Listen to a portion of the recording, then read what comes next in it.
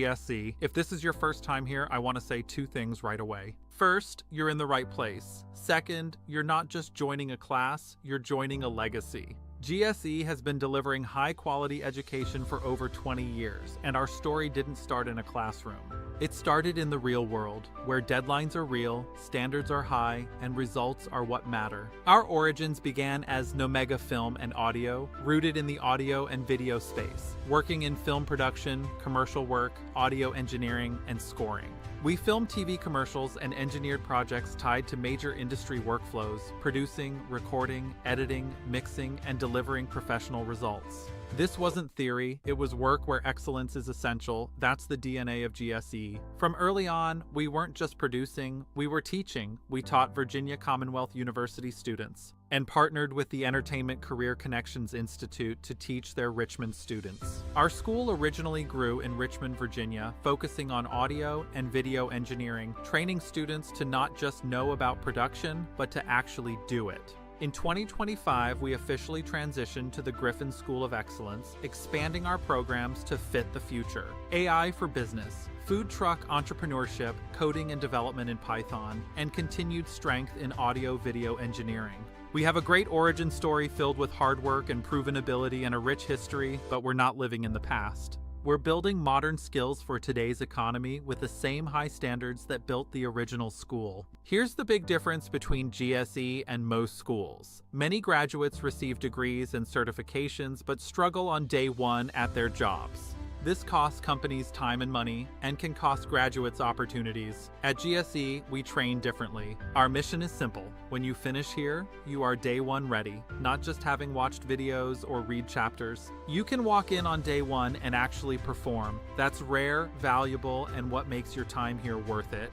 We believe in excellence, and we do not believe in selling paper. You don't come to GSE to buy a certification. You earn skills, confidence, and competence. The goal isn't to look qualified, it's to be qualified. Whether you're an entrepreneur, leveling up for a better job, or seeking to become more efficient and valuable, GSE is built for you. This school is about real-world outcomes. We don't just teach content, we train capability. Now, let's talk about where you are right now. Starting something new is exciting but can feel intimidating. New systems, new expectations, new skills. If you've been disappointed by education before, you might wonder, is this going to be different? Yes. This isn't just information, it's transformation through skill. You're about to build things, learn how systems work, and develop the competence that makes employers take you seriously. And makes you take yourself seriously. You didn't choose a place that's playing games. You chose a place built on excellence, legacy, and the future. So again, welcome to the Griffin School of Excellence. We're honored you're here. Take your time, learn the system, ask questions, do the work, and most importantly, believe again.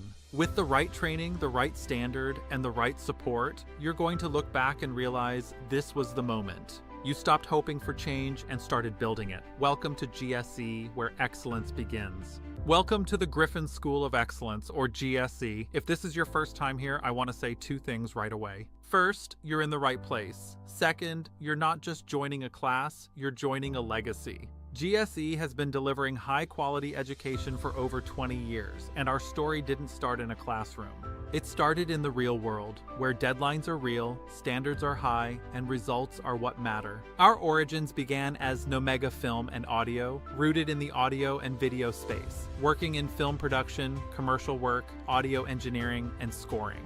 We filmed TV commercials and engineered projects tied to major industry workflows, producing, recording, editing, mixing, and delivering professional results. This wasn't theory, it was work where excellence is essential. That's the DNA of GSE. From early on, we weren't just producing, we were teaching. We taught Virginia Commonwealth University students and partnered with the Entertainment Career Connections Institute to teach their Richmond students. Our school originally grew in Richmond, Virginia, focusing on audio and video engineering, training students to not just know about production, but to actually do it. In 2025, we officially transitioned to the Griffin School of Excellence, expanding our programs to fit the future. AI for business, food truck entrepreneurship, coding and development in Python, and continued strength in audio-video engineering. We have a great origin story filled with hard work and proven ability and a rich history, but we're not living in the past. We're building modern skills for today's economy with the same high standards that built the original school. Here's the big difference between GSE and most schools. Many graduates receive degrees and certifications but struggle on day one at their jobs. This costs companies time and money and can cost graduates opportunities. At GSE, we train differently. Our mission is simple. When you finish here, you are day one ready, not just having watched videos or read chapters. You can walk in on day one and actually perform. That's rare, valuable, and what makes your time here worth it. We believe in excellence, and we do not believe in selling paper. You don't come to GSE to buy a certification. You earn skills, confidence, and competence. The goal isn't to look qualified, it's to be qualified. Whether you're an entrepreneur, leveling up for a better job, or seeking to become more efficient and valuable, GSE is built for you. This school is about real-world outcomes. We don't just teach content, we train capability. Now, let's talk about where you are right now. Starting something new is exciting but can feel intimidating. New systems, new expectations, new skills. If you've been disappointed by education before, you might wonder, is this going to be different? Yes. This isn't just information, it's transformation through skill. You're about to build things, learn how systems work, and develop the competence that makes employers take you seriously. And makes you take yourself seriously. You didn't choose a place that's playing games. You chose a place built on excellence, legacy, and the future. So again, welcome to the Griffin School of Excellence. We're honored you're here. Take your time, learn the system, ask questions, do the work, and most importantly, believe again. With the right training, the right standard, and the right support, you're going to look back and realize this was the moment. You stopped hoping for change and started building it. Welcome to GSE, where excellence begins. Welcome to the Griffin School of Excellence, or GSE. If this is your first time here, I want to say two things right away. First, you're in the right place. Second, you're not just joining a class, you're joining a legacy. GSE has been delivering high-quality education for over 20 years, and our story didn't start in a classroom. It started in the real world, where deadlines are real, standards are high, and results are what matter. Our origins began as Nomega Film and Audio, rooted in the audio and video space, working in film production, commercial work, audio engineering, and scoring.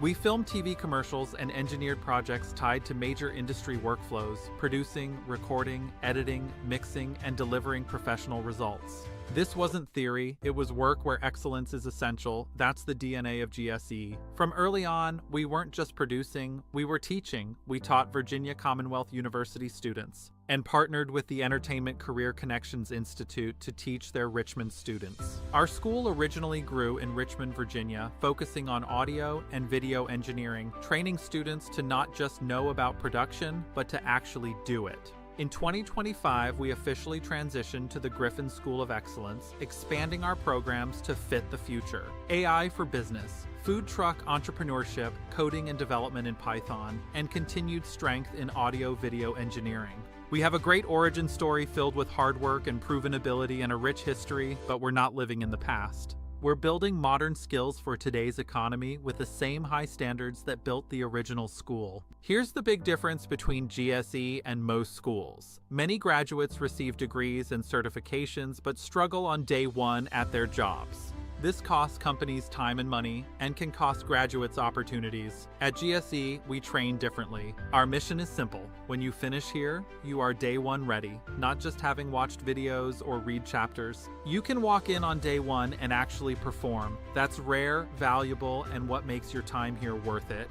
We believe in excellence, and we do not believe in selling paper. You don't come to GSE to buy a certification. You earn skills, confidence, and competence. The goal isn't to look qualified, it's to be qualified. Whether you're an entrepreneur, leveling up for a better job, or seeking to become more efficient and valuable, GSE is built for you. This school is about real-world outcomes. We don't just teach content, we train capability. Now, let's talk about where you are right now. Starting something new is exciting but can feel intimidating. New systems, new expectations, new skills. If you've been disappointed by education before, you might wonder, is this going to be different? Yes. This isn't just information, it's transformation through skill.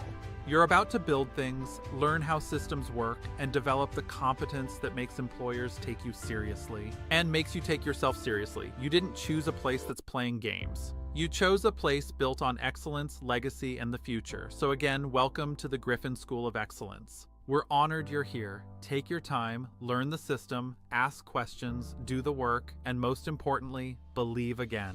With the right training, the right standard, and the right support, you're going to look back and realize this was the moment. You stopped hoping for change and started building it. Welcome to GSE, where excellence begins. Welcome to the Griffin School of Excellence, or GSE. If this is your first time here, I want to say two things right away. First, you're in the right place. Second, you're not just joining a class, you're joining a legacy. GSE has been delivering high-quality education for over 20 years, and our story didn't start in a classroom.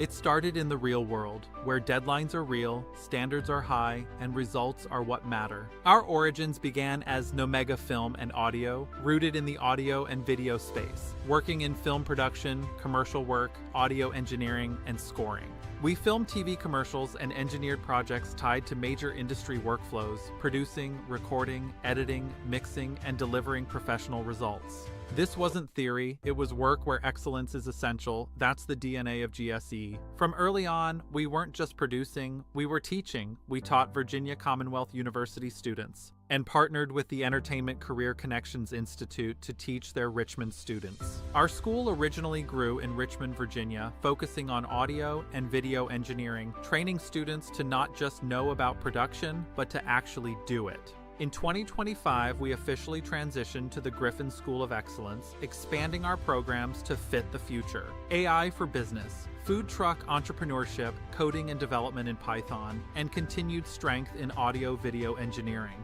We have a great origin story filled with hard work and proven ability and a rich history, but we're not living in the past. We're building modern skills for today's economy with the same high standards that built the original school. Here's the big difference between GSE and most schools. Many graduates receive degrees and certifications but struggle on day one at their jobs. This costs companies time and money and can cost graduates opportunities. At GSE, we train differently. Our mission is simple. When you finish here, you are day one ready, not just having watched videos or read chapters. You can walk in on day one and actually perform. That's rare, valuable, and what makes your time here worth it. We believe in excellence, and we do not believe in selling paper. You don't come to GSE to buy a certification. You earn skills, confidence, and competence. The goal isn't to look qualified, it's to be qualified. Whether you're an entrepreneur, leveling up for a better job, or seeking to become more efficient and valuable, GSE is built for you. This school is about real-world outcomes. We don't just teach content, we train capability. Now, let's talk about where you are right now. Starting something new is exciting but can feel intimidating. New systems, new expectations, new skills. If you've been disappointed by education before, you might wonder, is this going to be different? Yes. This isn't just information, it's transformation through skill. You're about to build things, learn how systems work, and develop the competence that makes employers take you seriously and makes you take yourself seriously. You didn't choose a place that's playing games. You chose a place built on excellence, legacy, and the future. So again, welcome to the Griffin School of Excellence. We're honored you're here. Take your time, learn the system, ask questions, do the work, and most importantly, believe again. With the right training, the right standard, and the right support, you're going to look back and realize this was the moment. You stopped hoping for change and started building it. Welcome to GSE, where excellence begins. Welcome to the Griffin School of Excellence, or GSE. If this is your first time here, I want to say two things right away. First, you're in the right. All righty. Good afternoon, everybody. Good afternoon. So glad you're here. Hi, Jonna. Hi, Margaret. So glad that you guys are here. Go ahead and drop your names in for attendance. So last week we started on production in Pro Tools and we ran out of time. I was trying to get it all in at the buzzer, if you remember, and we just flat out ran out of time. And then I couldn't get my top-down shot working. So today we're going to pick up right where we left off. I think I have a top-down shot that'll work, and we should be good. If you follow along in the classroom in the modules, it's like, hey, every week, the next week we're working on DaVinci.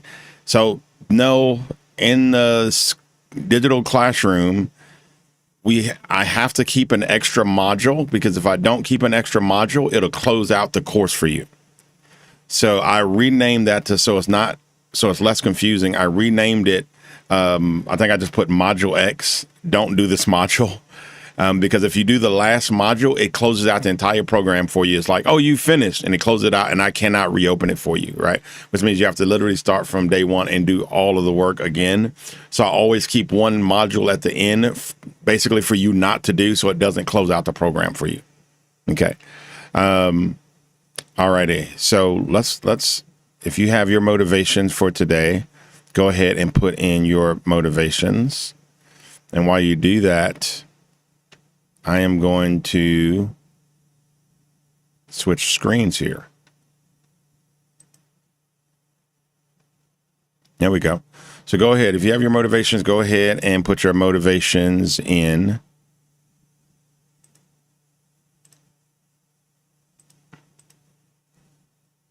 And I have a good motivation for you too. So go ahead and take a few minutes and put your motivations in.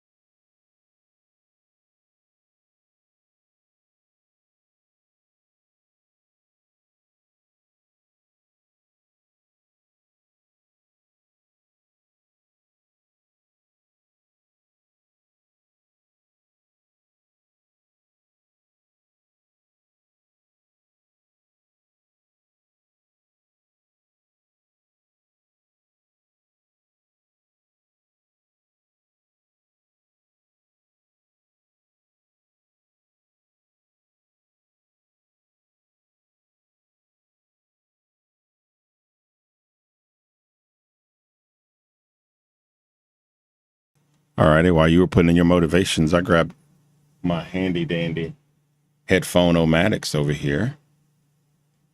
All right. So my lovely wife has joined the AV course as well. Welcome. Her motivation is behavior becomes character through repetition. Behavior becomes character through repetition. That's a good one. Behavior becomes character through repetition. The more you do something, good or bad, the more it becomes your behavior. Behavior becomes character through repetition. Okay. All righty. Dr. Horn has a motivation. He says, continue to invest. Oh, continue to invest in myself. Continue to invest in yourself. Absolutely right. You know, in one of the earlier classes today, I think it was the food truck entrepreneurship class, or it may have been the coding class. One of the things that I was mentioning was you have to continue to invest in you. No one dictates your future more than you do. No one dictates your future. And that is so true in this country. No one dictates your future more than you do. Who tells you when to wake up? You. Who tells you when to go to bed? You. Who tells you what job to work? You. Who tells you how to treat your wife or husband or kids or family? You. Who tells you what church to go to? Who tells you not to go to church? Who tells you? This is all dictated by you. It's all dictated by you. So you want to continue to grow. The easy route is normally the not so good route. For us people of faith, what did it say? It said, wide is the road that leads to destruction, narrow is the road to lead to righteousness, to heaven, to eternal life. And it says, few find it. Jesus goes on to say it's a hard road. The glorious thing is normally the hard thing. In one of my earlier classes, I put up a success pyramid.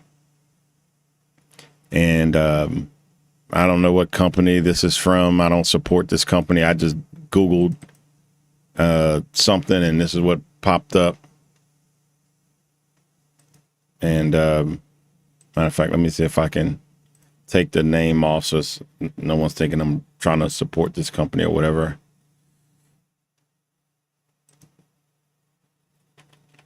But if you've never seen a success pyramid, and this is not the greatest one because it leaves off so much stuff. But if you've never seen a success pyramid, this is normally a success pyramid. Let me make it bigger here. Put it right in front of Pro Tools. And what does a success pyramid show? You ready for this? This is what it shows. Check this out. It shows that there's always a lot more team members or employees at the bottom, and then you have fewer still supervisors managing those people, and then fewer still, it just puts leaders, that'd be managers, fewer still managers managing the supervisors, and then fewer still executives managing the managers, and then fewer still CEOs or owners. You might have millions of employees, thousands of supervisors, hundreds of managers, a dozen executives, and one CEO. Or maybe you have two CEOs, or maybe you have a group that of 20 owners, and then there's going to be more executives, and then more managers, more supervisors. This bottom rung is open for everybody, but it's hard work to push up to the next rung from just employee to supervisor. It's going to take effort, it's going to take intention, it's going to take sacrifice, and then to go to that to manager, and then from that to executives, and then that to owner or CEO. It's just going to take more effort, more energy, more sleepless nights. Success always comes with effort, and no one dictates it like you. So whether you're making a path to heaven or making a path of financial freedom, it takes effort. A good friend of mine and one of the wisest people I've recently met, he said something like this. This is what he said. We were meeting at a Starbucks, and we were there to meet, but then this guy just kind of, we met a guy while I was there, and he just kind of became the third wheel, and not in a bad way, in a good way, and just kind of hung out with us for probably about 30% of the time we were there. And my buddy told him, he said, listen, everybody prepares for retirement, but how are you preparing for eternity? I was like, wow. You got to think about it. Everything takes preparation. So be prepared to put in the effort. You want to be successful at anything. All right. Great. So now we're going to get into production. So like I mentioned last period, I was trying to squeeze in production so hard, but the clock just ran out on us, and we just could not get production in there. All right. So I told y'all last week we were going to get that production piece in there. All right. And so we're going to do that. We're going to get that in today. All righty. And make sure, once again, everything is in the Google Classroom. Make sure that you are, not in Google Classroom. Sorry, I'm going back to my teaching at high school days when we were using Google Classroom. Everything is in the GSE app. So make sure you're in the GSE app. Make sure your account is good and good standing and all of that stuff. So make sure you're good there. All right. So we're going to open up a production, and we're going to do a podcast. And then I'm going to open up one of my wife's songs, and I'll give you guys access to edit it and look in there and begin to mix it. It's a real song, real project from a real album that's being released. So we looked at one of my friends' buddies' projects, but now we'll get the chance to look at something a little more real. Okay. But first, we're going to get in some production. So I'm going to come here, and I'm working with a tight space because I got my little keyboard here, so you guys can see the keyboard portion.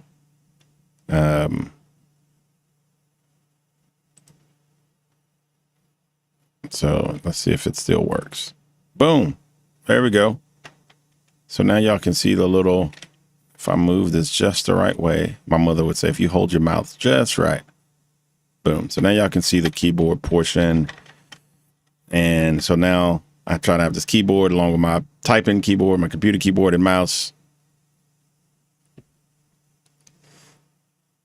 So let me come in here. Now y'all can see that. So we got our top down view. Couldn't get it cooking last time, but we're cooking today. Hi, Jalissa May. Amberly, my lovely wife, Shauna, Margaret. Bless you guys. If I didn't see your name up there, bless you. Just retype it so I can see it. All righty. So let me type in. I'm gonna have to move this mic out of the way because I'm trying to type and go across over here to type and come up here to. All right. So we're just gonna call this pre-production.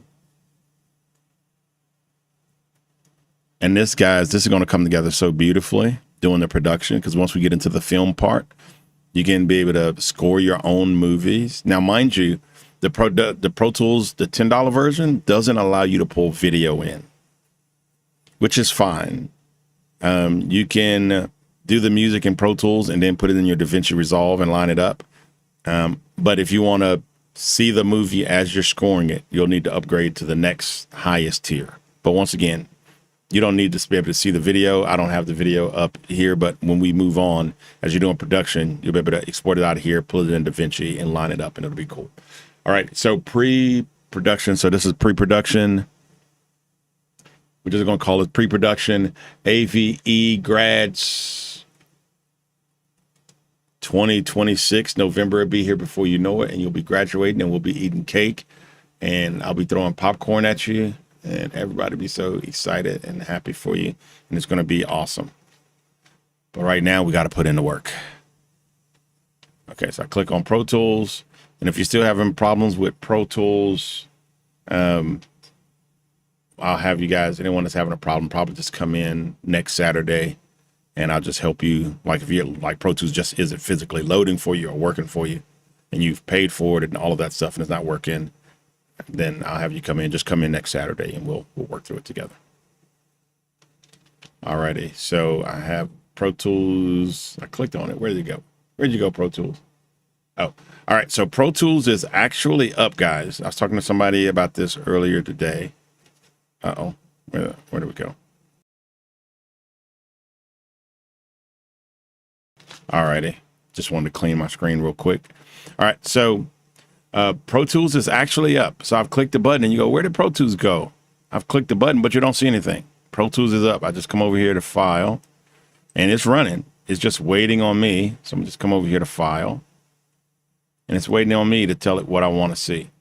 So I'm going to tell it, hey, create me some tracks. And I want 7 instrument tracks. Is what I want. I'm gonna have to move this out of the way. All right. I want 7 instrument tracks. And you don't need this little keyboard either. You can actually do the notes on with just your computer keyboard. You don't actually need a special keyboard for this. But I'm gonna do a special keyboard. You know what? Here, I'm gonna just say 1, and I'm gonna say drum. You know, I'm gonna get specific. I'm gonna go kick. Then I'm gonna do all drums. Ooh, maybe I'll do crashes. Put like a effect on them. Then I'll do the rest of the drums, congas, toms, that stuff. And then I'll do a bass. And then I'll do maybe a guitar. Sometimes it's just abbreviated GT. And then I'll do maybe a piano. And you don't have to be able to play an instrument. If you can keep time, you can pretty much do production. And I'll try to keep production super, super simple so it doesn't seem like you need to be a pianist to play. Trumpets. So I'll try to do a bunch of one finger stuff. And then strings. That way it doesn't seem intimidating. Okay. Oh, snaps. You guys can't see it. Let me pull it up here. Sorry. There you go. So all I did was come up here to tracks, create, and just started creating tracks and naming them. Matter of fact, I'm going to cancel that. And I'm going to do it all over again so you can see it. So I just went new. For some reason, it pulls up on my other screen. I got 3 screens going here. So I can teach you, see the live stream and all of this other stuff. You don't need all of this. But so I'm just going to go 1, Instead of audio track, I'm gonna go instrument track because we're doing music. And I'm gonna do a kick. And then I'm gonna tell it, just boop, boop, boop, boop. Hit the little plus button, make a bunch of them. And I'm gonna do crashes, drums, the rest of my drums. Then I can do piano, bass, guitar, strings, rhythmic. I remember how to spell rhythmic. What are they called? Polysynth. And transitional. Transitional sounds. It's just that. It's a sound that takes you from one moment to another. And we need all of these to be instruments. We need you to be instrument. We need you to be instrument. We need you to be instrument. We need you to be instrument. Oh, it's reading. It's taking my names away.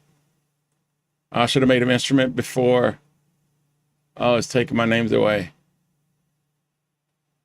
Oh, it took all my names away. Okay. Crash. What do we say here? Just drums. Doesn't matter. Piano. Bass. Strings. Trumpets. Transitional sound.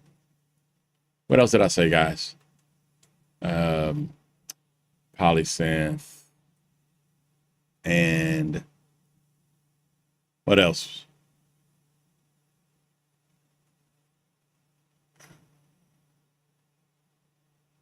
Some type of sound for ambiance. Alrighty.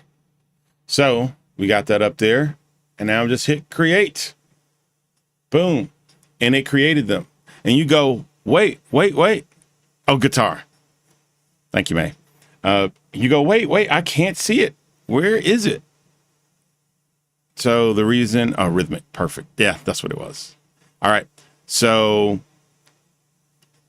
you can't see it because you hadn't went to window and said, I want to see you. So I'm gonna go to window, and I'm on a Mac. Your windows may be a little bit different, but I'm gonna come up here to window and I'm gonna go, listen, I want to see my mix screen. And then it pops it up. Boom.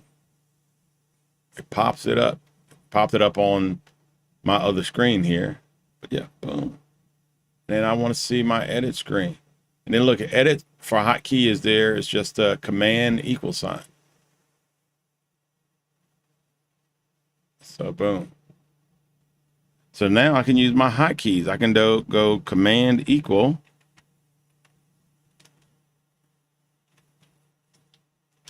Oh, desk is crowded here.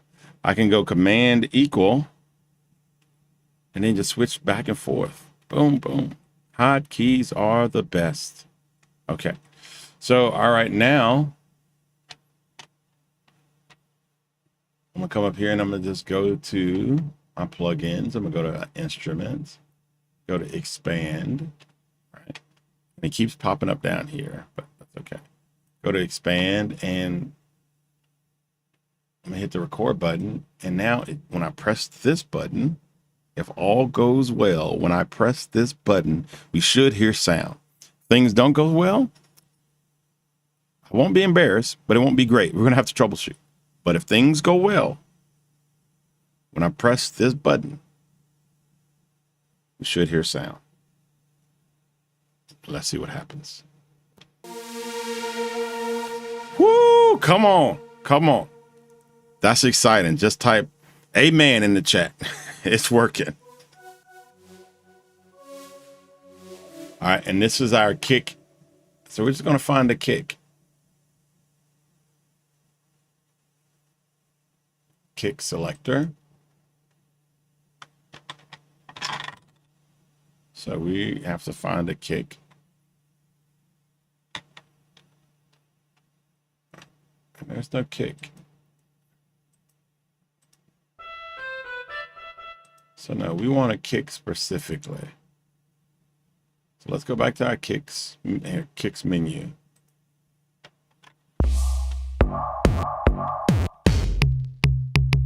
And And then this is a tiny little keyboard. So, you know, keyboards are normally 88 keys. So I have a little button on here that lets me go octave down. So I can get those other keys down and I can get those other keys up.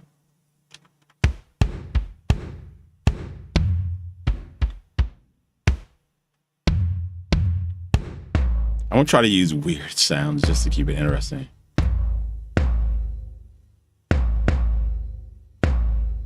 That's a pretty weird sound.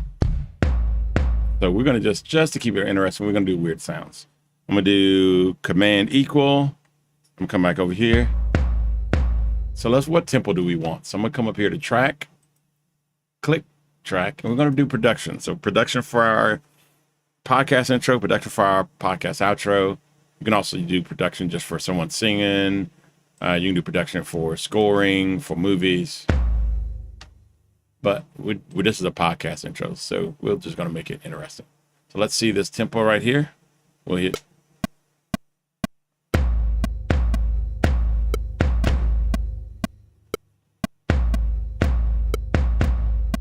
All right, that sounds very podcasty. Something weird that'll catch people's attention. All right. And then if we do F12, it'll record.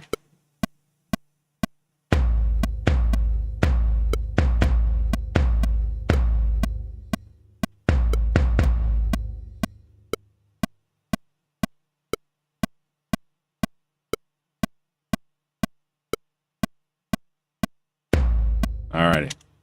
So I'm gonna make that a little bit bigger here. All right, and then I'm gonna just come over here and I'm gonna just select it, right click it. And because no human has perfect timing, I'm gonna come over here and tell it to put it in time. And the word we look for is quantize. So I'm gonna tell it to quantize it. And it pops up this screen. Tell it to note on, preserve note duration, quantize it on the 16th, which is what most music is quantized on. You don't need to be a music major to understand it. Just go with a 16th. It's really all you kind of need to know. If you're doing bossa nova or swing, it'll be different. But we're not. We're just doing an intro to a podcast. So I'm gonna come over here. I said this is gonna be my crashes and basically my crashes and my hats. I'm gonna come over here to instrument. And now we just need to find some crashes. Here's some crashes menu. How convenient. So now I'm pressing these buttons. I don't hear anything because my crashes are up there on the keyboard. Normally my kicks are lower to the left. My crashes are normally higher to the right. So I'm pressing these buttons. I'm not getting anything. So I'm gonna tell it, listen, I wanna press this red button. Let me see over here. Press it again. See if I get anything. Maybe not. Oh, maybe I'm not getting anything because my track is not enabled. So there we go. So let's try back down here. Once again, only one thing. If I press it, get higher. More things. Press it again to go even higher on the keyboard. Even more things because your crashes are normally high.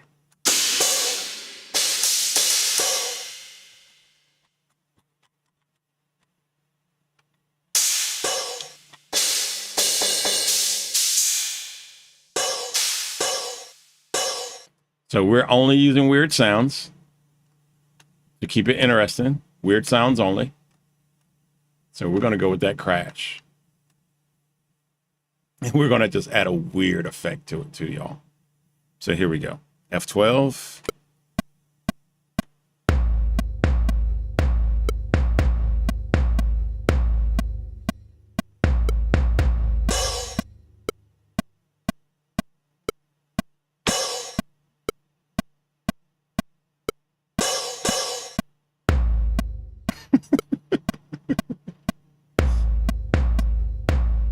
Alrighty, so command equal. Here it is. So I'm gonna come down here. Once again, I want to quantize it. Puts it in time so that you're not lagging time all over the place. You see the little dots move. All right, so that's my crash. Now we're just gonna come and do some toms. Command equal. And over here it just says drums. So I think I'm gonna put some toms. All right. Only weird sounds though.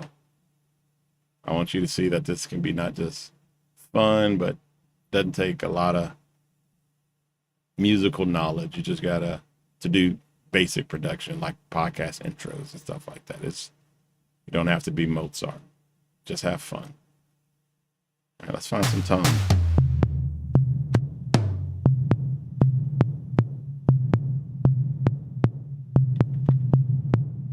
I don't know. That sounds like some ethnic type drums. Command =. All right.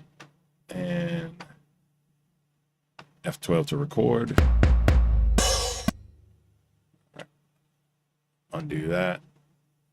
Starting at the beginning, F12 to record.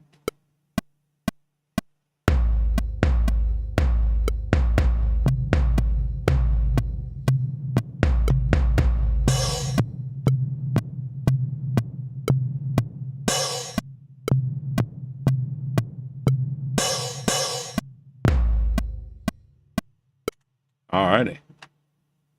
Click here. Watch these notes move. Let me make it bigger so you can see those notes move when we quantize. Watch these notes move, y'all. Quantize it. Can you see the notes move? Did you see those notes move? Let me undo it. Let me make it even bigger.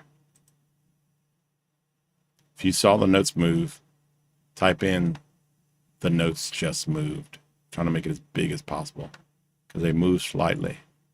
My timing wasn't horrible, but it wasn't perfect. So it's going to make it perfect. So I'm hit apply. Boom. If you saw it, one more time. Apply. If you saw those notes move, type in, I saw it. Type in the notes just moved. Command =. So what's our next instrument, guys? What are we doing next? Next is the piano. The piano. And I'm literally just making this stuff. I'm totally just making this up as we're playing around with it. If this was like a paid gig and somebody was paying me to do an intro, maybe I'd just be more whimsical. Maybe I'd be whimsical like this. Probably.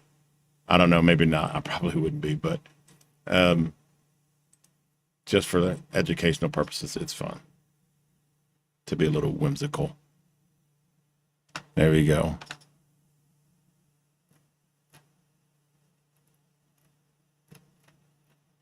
All right. I see folks saying, I saw the notes move. I saw the notes move.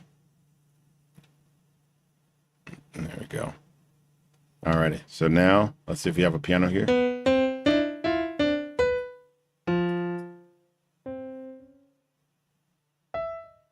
Let's see if I still remember a little intro to Fur these.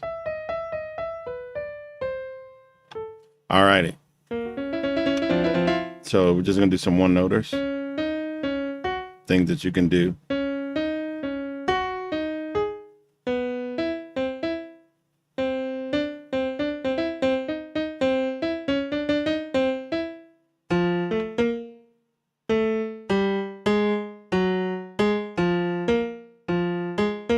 Kind of like that, just bum, bum, bum. You can try to hum it with your mouth. You can do stuff like with your mouth and just figure it out later. Like bum, bum, bum, bum, bum. And just go. You just kind of figure it out later. You can make kind of the music with your mouth, make it in your head, and then just figure out how to play it later. That's how I started. I didn't know how to play and just hum it with my mouth and figure out how to play it. It used to frustrate me because it took me so long to try to figure out how to play what was in when I was humming. Let's do this. Oh no. What was that? Ba-dum-bum-bum-bum.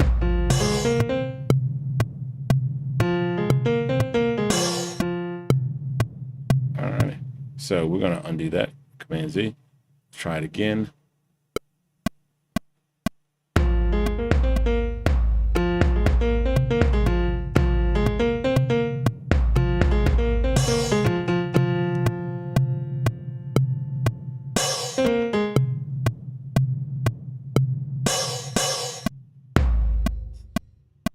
Alrighty. So just gonna come and quantize it once again. Just gonna do one finger stuff. We're gonna keep this simple to show you that anybody can do this. You do not need to be Mozart. So quantize it. So it's just gonna put the notes on, and then we're gonna do a bass. So now we're gonna come up here, Command equal. Gonna flip that thing around. We're also gonna go up here and go File, Save, Session. I've lost many sessions before because I just never saved them. I'd be working and playing around for an hour, 2 hours, and then computer crashes or freeze up or anything. And next thing I know, I lost 2 hours or 3 hours because I just didn't take 2 seconds to save. Oh no. All right, so we're gonna go basses. Basses. We want funny. What's a funny name up here? Pickin' Stanley. I like it. Pickin' Stanley sounds funny. Now, mind you, I can, all these, see how high that sounds? Because I've pitch shifted it or octave shifted it all the way up. I can octave shift down. Octave shift down again. But I want it to be the bass. I don't want it to be high notes on the bass. I want them to be the lower notes. So boom. I don't know if I want that low. Let's go up a little bit.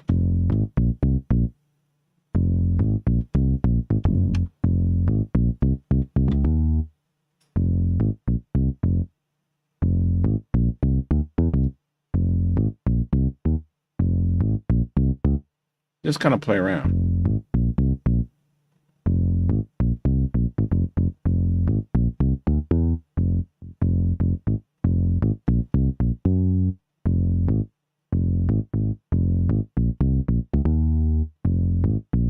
And you see, I'm not counting notes. I'm not going, all right, this is the 3rd note, 5th note, 7th note. I'm just playing it out. I just run across some random thing that sounds good. Could I do that if I wanted to? Yeah, but it's fun to just play around.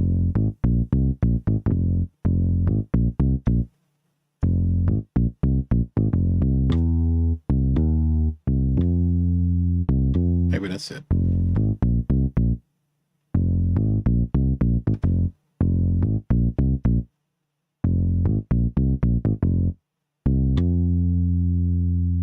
Boom, boom, boom, boom, boom. CF.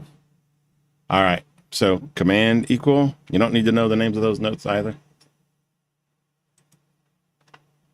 All right. So let's do this. Start at the beginning. F12. See how many times I mess up.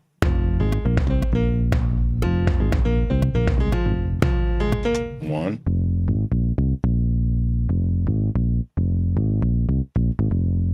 All right. Here we go. F12.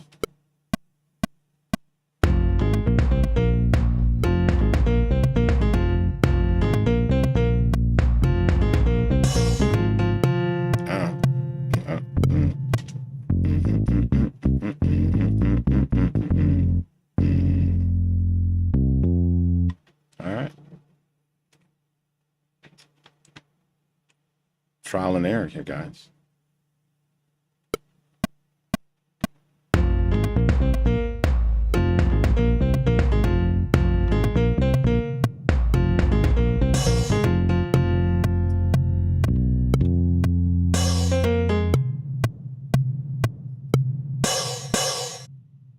All right, so let's hit that note, and then we're going to quantize it.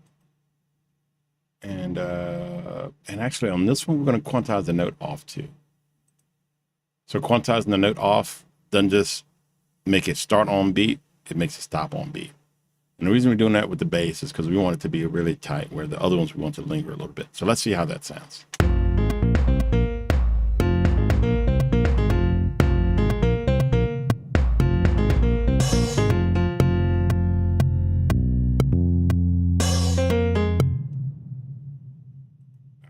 Then I don't really like one of these notes. So I'm gonna double click that note and let's go here. So if a note is really off, you can actually just select that note and pull it in time. And then this note starts like laggy, right? Listen to that. See how this is go down. It's an extra beat in there.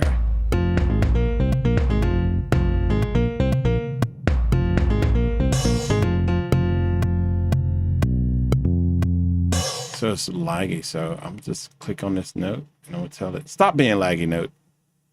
And I'm gonna pull this one up. And now let's hear if it starts on time now. And quantizing fixes it, but if you play it too off, then it pulls it to the wrong beat. So you got to just go in there, just move it.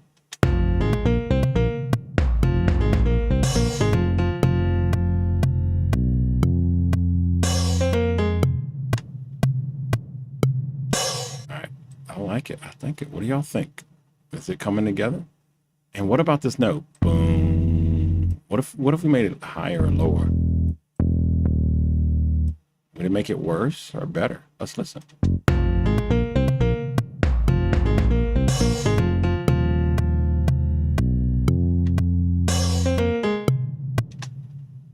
See about here.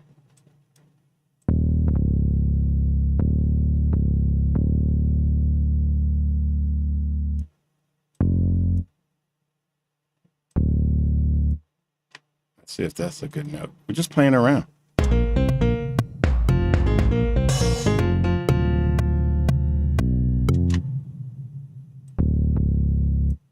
So we're just playing around. We're just dropping that note and just seeing what works.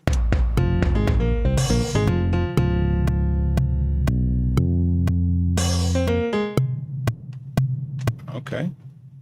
So we're just playing around. That might have worked. Okay, so I'm gonna just drag this off screen. Get off my screen. Will it not drag off screen? I think I had a problem getting this off screen last time. Alrighty. I don't remember how to get this off of the screen, guys. Is that it? No. I forget. Thought I just dragged it off screen last time. It doesn't want me to drag it off screen.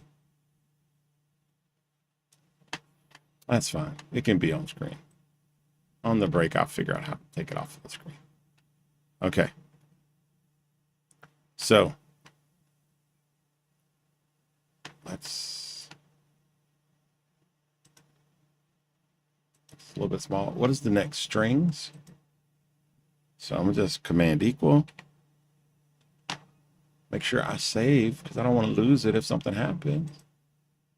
And then we're just gonna come up here and do plugin, instruments, expands. We're gonna find us some strings. Strings. I think someone said Picasso. I like it, Picasso. That's funny. I thought they said pizzicato. I was gonna like, oh, we gotta add in some pizzicato. So here's pizzicato strings. That's a funny name.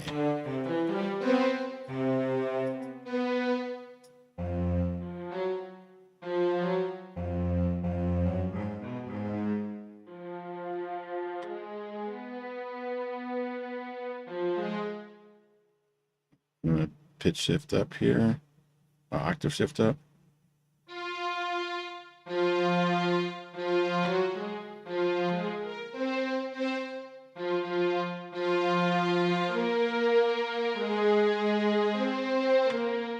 I said only one finger stuff.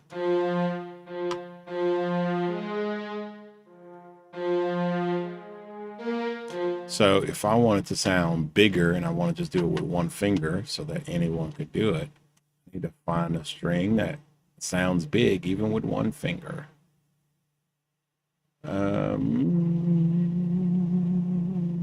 Okay. Alrighty. So we need to, let's find us some big old strings. We need some big full orchestra strings. That way when we play them with one finger, oh, there's strings plus trumpets. That sounds big, right? Let's go with strings plus trumpets. But if we hit it hard, you hear more of the trumpet. You hit it soft, more of the strings. All right. Command equal. Let's take it to the beginning. F12. Who knows what we're going to play? We're just playing random stuff. Just figuring it out.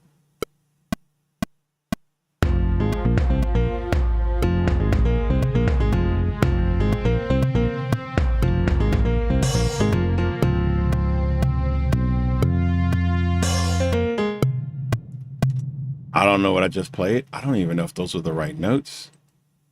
I was just randomly pressing buttons. We're going to quantize it and pretend that it kind of made sense.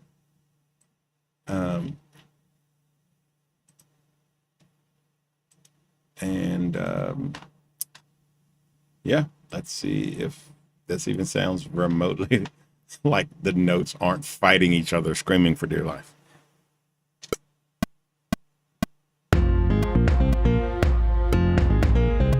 Bad note.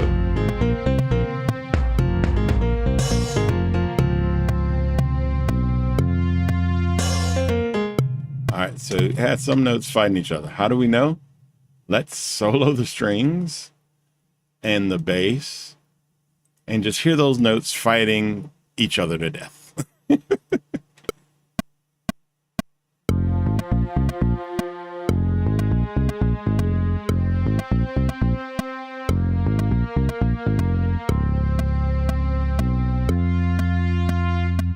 Okay, that sounded like it was working. I don't know what just happened. I thought I heard all of them. It may have been the kick drums. Something like hated those strings. Let's listen.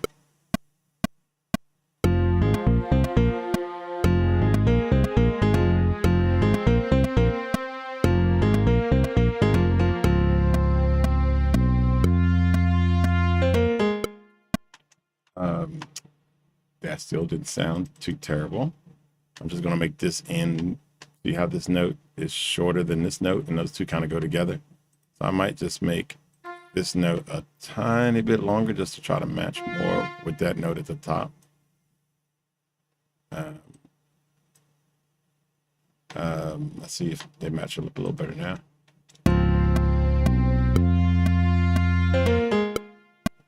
Okay, but something's off. Let's do crashes. Crashes are too high. Let's do toms. Something doesn't like those strings.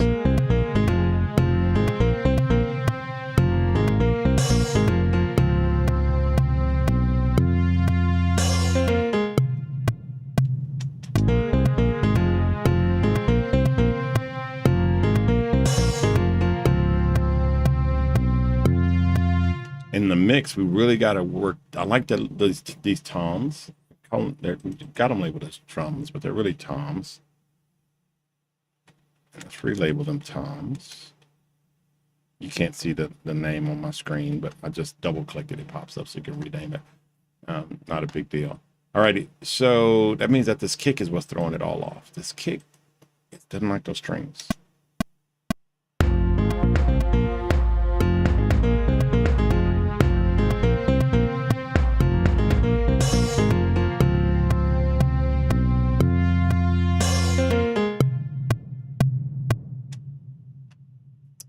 May said, how do I know it's off? It's just, it didn't sound, but it's not off by a lot. It's off by a fraction of a hair. My nosy ears hears it. So I'm gonna save again. So what I'm gonna do is very, very simple. What I'm gonna do is, since it's not off by a lot, like I need to pitch shift a note or change a note, it's off by a little, which means I might be able to fix it in the mix. So when we mix this after the break, we're going to, hopefully we can get the tom, because the tom, even though it's a boomy tom, boom, boom, boom, its notes are bleeding into other notes. So when we get ready to mix this, we'll mix it after the break. Take a short, like 5-minute break. We'll mix it after the break. I'll eat a tuna sandwich and drink a bubbly, and in those 5 minutes, and we'll come back and we'll see if we can fix it. But we're not taking a break right now. We're finishing this production right now. Don't grab your snacks just yet. Alrighty. If you're with me, so far, if you're with me, type in I'm with you. Let's see who's with me, who's tracking. If you're with me, say you're with me. I love the fact that May's asking questions. Jalissa says it sounds adventurous. She likes it.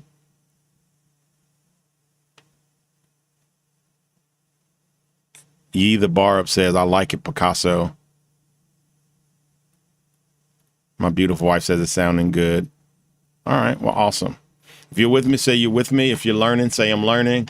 If you're learning, say I'm learning. If you're not learning, ask a question. All righty. So we have to finish, guys. We still have a trumpet, which maybe, I mean, we already put trumpets here in the strings because it was strings and trumpets. So maybe we just copy that and just paste it down here for the trumpets because we have trumpets and strings, right? So then we could just come up here, command equal, and where it says trumpets,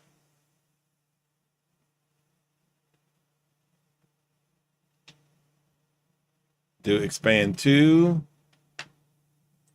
find some trumpets, some brass.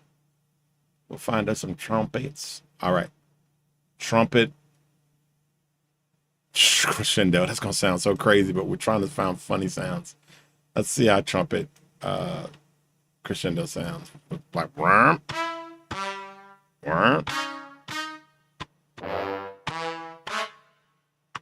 All right. So let's see how that sounds.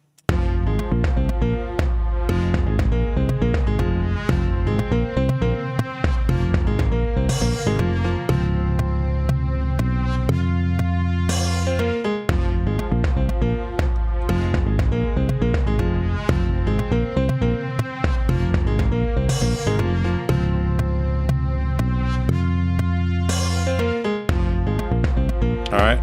I kind of like those trumpets. Oh, the trumpet crescendo.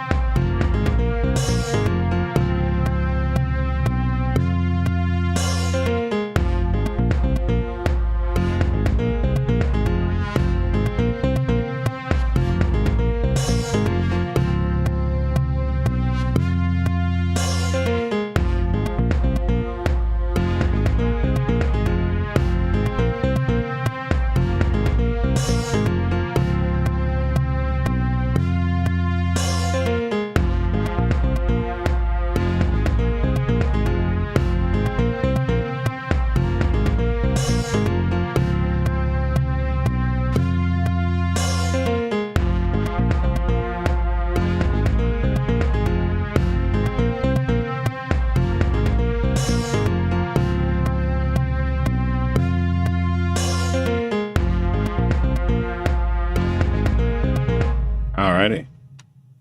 We like those trumpets. I played around with a bunch of different trumpets. I'm going to save now that we got some good trumpets. Let me know if you like those trumpets. All right, so now what's next? We said transitional sound, poly, and ambient. Let's go to poly. I like to save my transitional sounds for last. You will see why. I taught coding this morning, so, and I think y equals result, parentheses, cars, colon, return. All right, here we go. Linked, len, cars, parentheses, cars. All righty. That's what happens when you teach multiple classes. It's just, all right. So where are we? Poly. So now we're going to get us some poly. Let's get into, so here's some multi-timbral stuff, but we want polysense. Poly. And we're always looking for the funniest sound because this is going to be just funny. Let's find something that sound name is funny. More iconic. All right. More iconic. All right. A more iconic. All right. Lush diggy stack. Let's go with Lush diggy stack. Just because it sounds funny. Who knows what it even sounds like?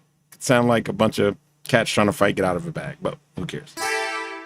That actually does sound like a bunch of cats trying to get out of a bag. Ow. Ow. All right.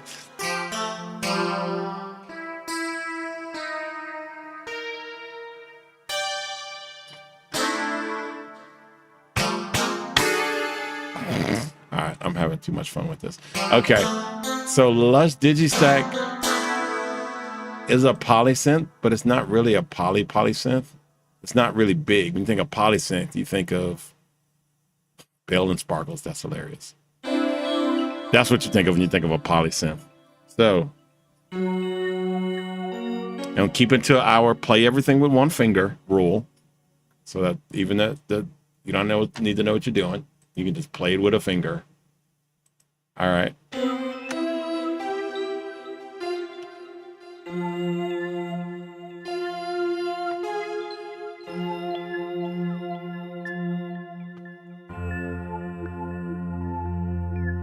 Oh, goodness.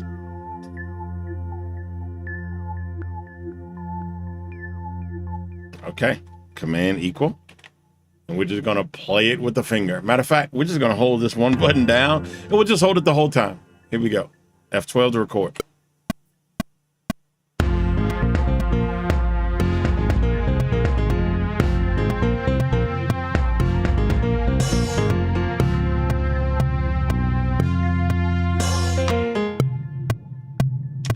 All right, and that's it. We literally just held our finger down on one button the entire time.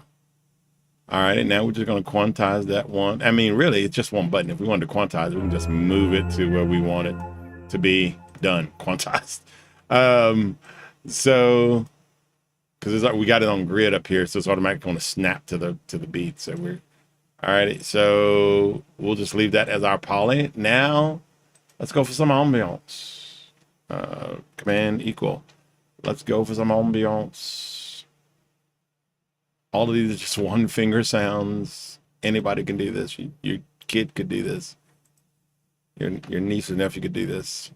I mean, they're like 4, right? I mean, just simple ambiance. You want to do a multi-track arpeggio. Car crash. Oh. Ordered confusion. Pass. Needs to sound funny. Caliarp. Little tango. I like it. Little tango sounds funny.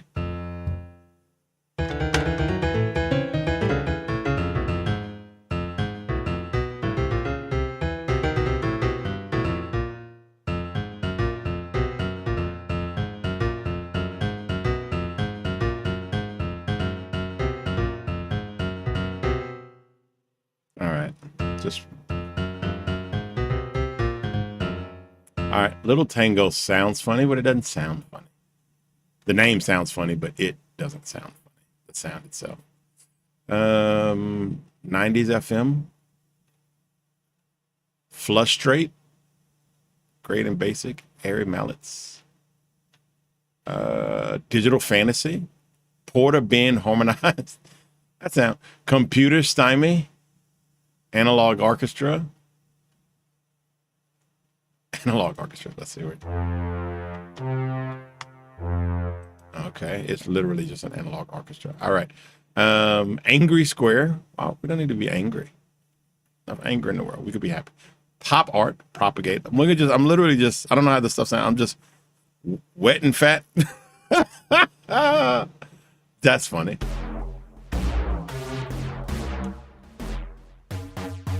Wet and fat it is. Why do I picture, that big fat dude that AI makes jumping on the trampoline?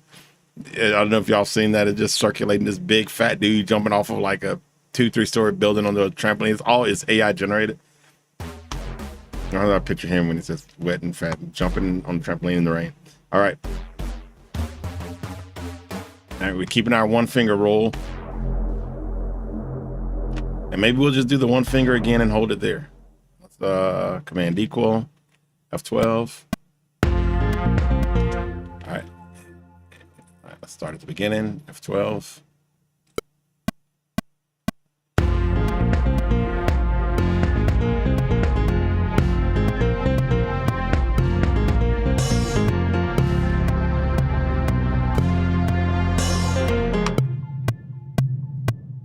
Okay.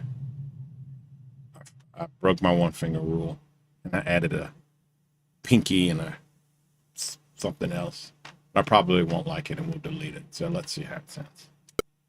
Oh, wait. First, let's quantize it. Right click on. Is the item selected? Right click. Quantize. Want to preserve no duration? Just apply to quantize. Uh-oh. My notes are stuck.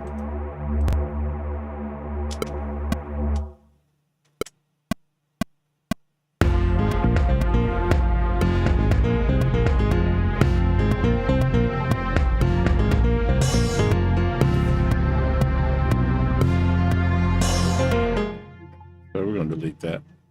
Breaks my one finger rule anyway. Has to be simple that anybody can do it. Which anybody could do just fingers here, but we're going to make it literally just one finger.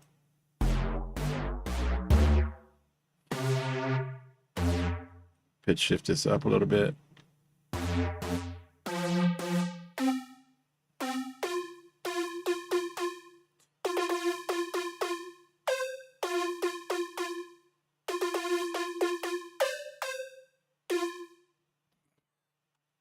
Let's see.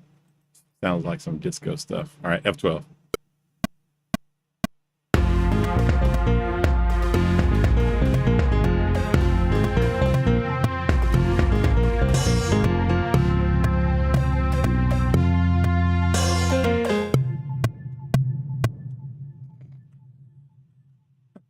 I don't know if this could be more random. I don't know if it could be more random if I intentionally tried to make it more random.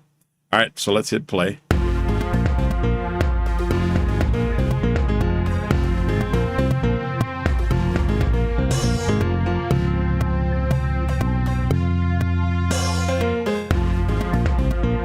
All right, so if you didn't notice, I messed up. I hit 2 notes by accident. You see these double notes here at the bottom? Let me make this bigger. Can y'all see these double notes here at the bottom? I really have to figure out how to get rid of this. Someone Google how I can get rid of this bar at the bottom. It's not dragging. Boom. Got rid of it. Google, not necessary. Alrighty. So make it a little bigger. So if you notice, now I got to get it back. I hit two notes there. So I can just come down here, find that little second note, and then just delete it. So all I have to do is hit it, and I can just delete it. All right, it is gone. All righty. And that's our ambient sound, which we didn't use as an ambient sound. We use as a melody, but well.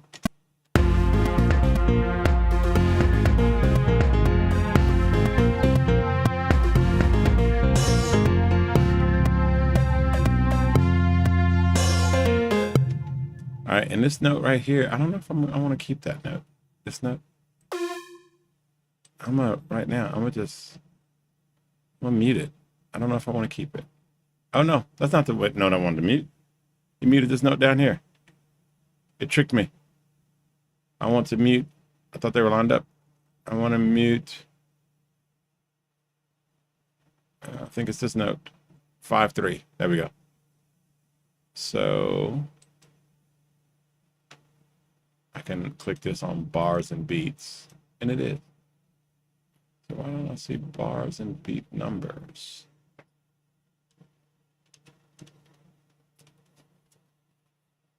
I don't know.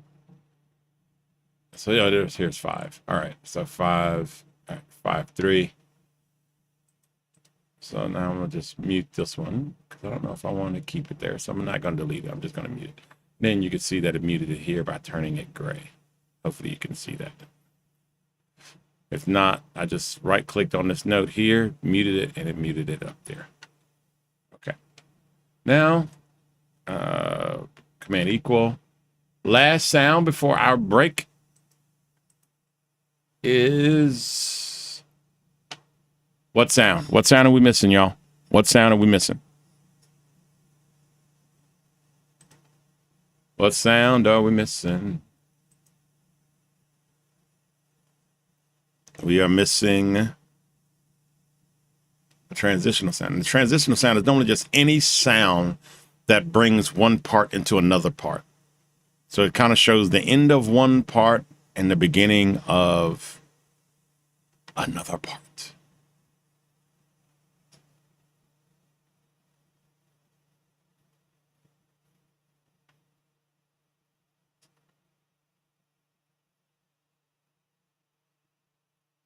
Guitar. Yep. I think we had said we were going to do a guitar. But we're missing a transitional sound, right? We said we're going to do a transitional sound. But we also, I think, an initial before it, let me save. Always save. Don't hurt your own feelings. You do a bunch of hard work, and then it's not saved. Always save. Type save in the comments. Type save. Save. All right, type save in the comments. All right, so everybody type save in the comments. Save your own feelings. All right, are you ready? So we need a transitional sound. The transitional sound, all the transitional sound does is takes us from one part of the song to another. If we're in a movie, a transitional scene takes us from one part of the movie to the next. All right, so we just need something that's going to take us from one part to the next. So we could probably use a guitar as our transitional sound. There's nothing wrong with that. So maybe we kill two birds with one stone. Stratotulsimer. I think we just hit the jackpot. Don't know what that sounds like, but it sounds hilarious. So we're going to use a Stratotulsimer. Heard of Stratocaster, but not a Stratotulsimer. And I guess it's a Stratocaster and a dulcimer. Stratotulsimer makes sense. I get it now. Like Lethal Shooter, I get it now. All right, let's see what that sounds like. Stratocaster and a dulcimer.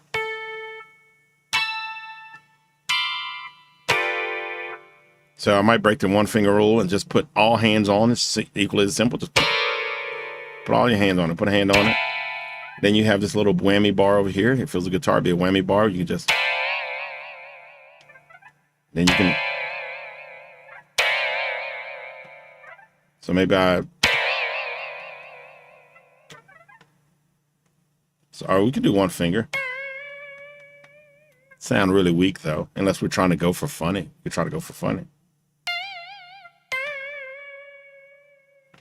Let's listen to them both. All right, I don't see enough people putting save in the comments. Everybody put save in the comments. Save. Participation is part of the class. All right, command equal. And let's do our Stratodulcimer. So we're going to use it as a transitional sound. Take us in and out of the music here. F12.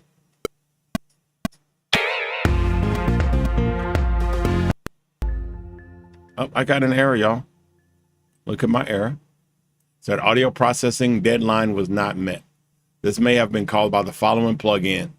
Transitional. Expand to transitional. It says Try interact. So apparently that particular sound, it didn't like. But let's find out if it didn't like it forever or if it just didn't like it in the moment. Let's see, F12. All right, let's try it again, see if we can make it crash.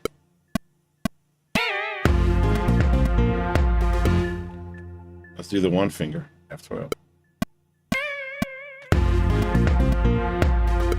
Try to do it again.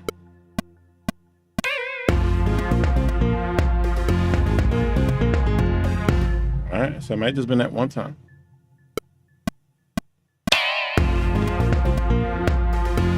All right, we cannot get it to crash again.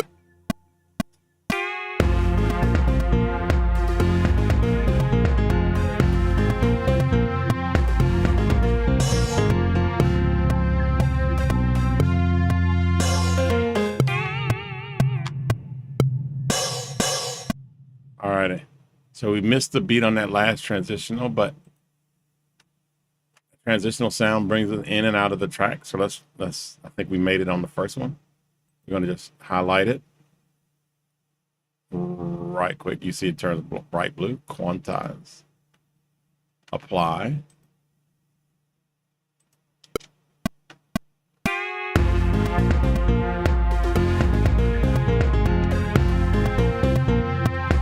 All right, so I'm going to hit Command E. I'm going to separate these two tracks. I'm going to delete that one. I'm going to copy this one, Command C.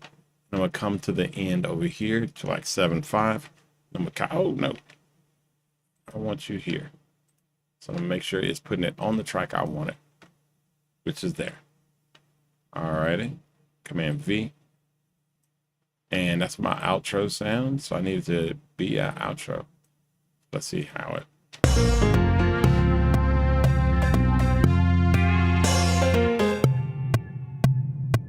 All right, so we got our transitional sounds in place.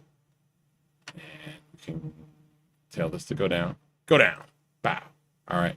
Look, we learned something. So now let's hear it. We have our metronome playing, which is the clicks. But we don't need that anymore because we are done. We have filled up all of the tracks and we use the transitional. We use our Stratocast dulcimer. All right, so here's our finished production. Let's make it minus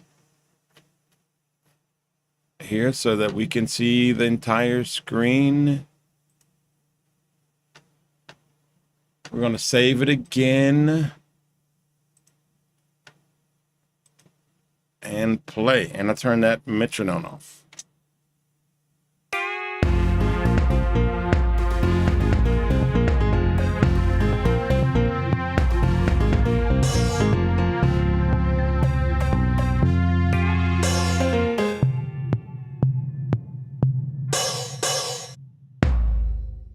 All right, and we can probably get rid of the flash doom so that it just kind of ends after that transition. We can, and there's 2 points we could technically end it.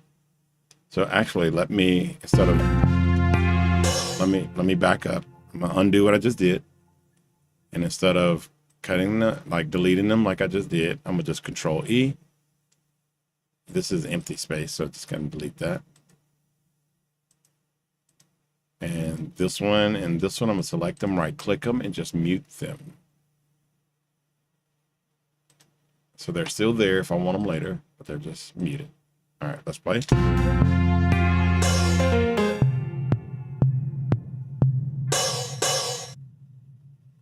All right, so we could end it there.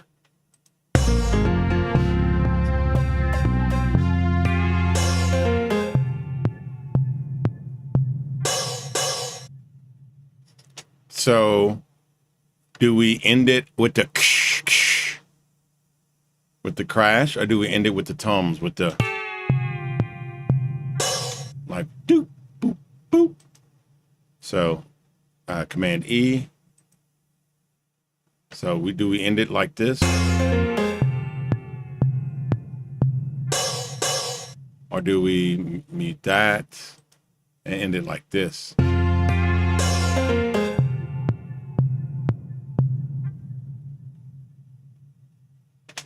How do we end it? What say ye, crew? Are we ending with a crash? Or are we ending with a boop, boop, boop, boop, boop? How do you think we should end it? How are we ending this? And I'm just trimming off just dead air. This isn't anything. Don't mind me. I'm just trimming dead air because I like things to always be pretty. I can't help it. I like pretty. Okay, so how are we ending it? All right. May says with the boop. Dr. Horn says with the crash. My lovely wife says with the crash. Margaret says with the crash. So 3 crashes, 1 boop. Crashes tend to be winning. So let me unmute the crashes. All right. So far, we got crashes beating boops. Go ahead and vote. Get your vote in. What do you think? I want everybody to vote. Drop your opinion. No wrong answer. Right now, crashes are beating boops. Another one for crash.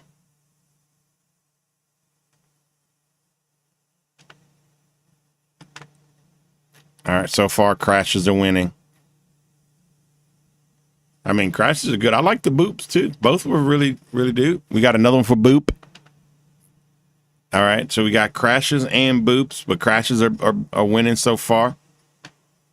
So let's listen to them again. Let's listen to the boop, and then we'll listen to the crash.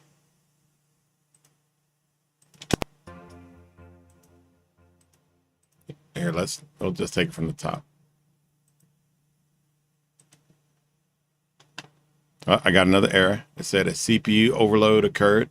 If this happens often, try increasing the hardware buffer size. So it's telling us, hey, this often happens when you've paused for a little bit and you go to start, and then it allocates all of that memory and space back to it. But normally it happens just once. If it happens a lot, you do need to increase your buffer. So anyway, let's hear it from the top.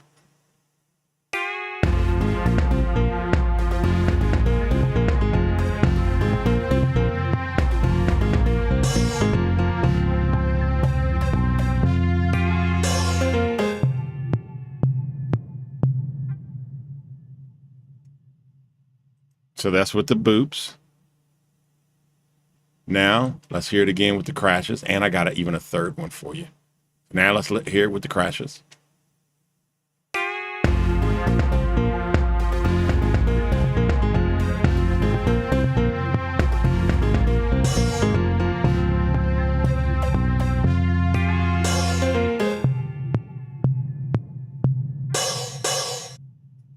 Okay, so that's with the crashes. Now, how about without the crashes or the boops?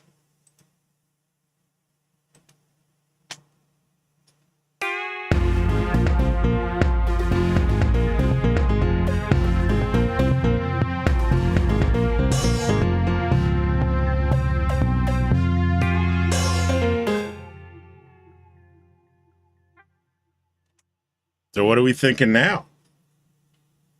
Crashes, boops, or just a flat out, it's over. No boops, no crashes. Or one last option. How about instead of ending on a boop, we end on a beep? So we got crashes, boops, just flat ending nothing. And here's a beep. We end on the beep instead of the boop, which is the left tom instead of the right tom. Here we go. Let's try it. Let's listen to this one.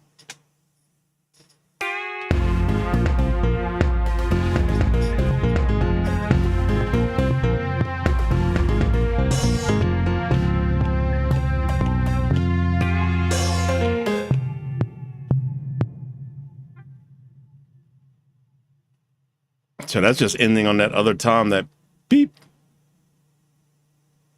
So we got ending on the beep, and then on the boop, and then with a crash, and then just all of it's gone. It just ends. All right. And revoting is allowed. Revoting is allowed. So real quickly, I want to get everybody to vote.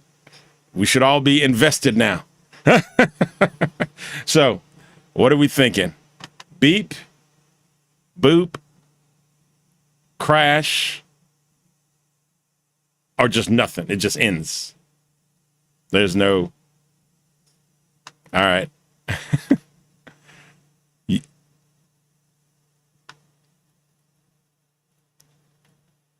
Lady P still says crash. Dr. Horn says crash. Yeet says, wait, no boops at all. Margaret says crash. Everybody still, y'all love that crash. Okay.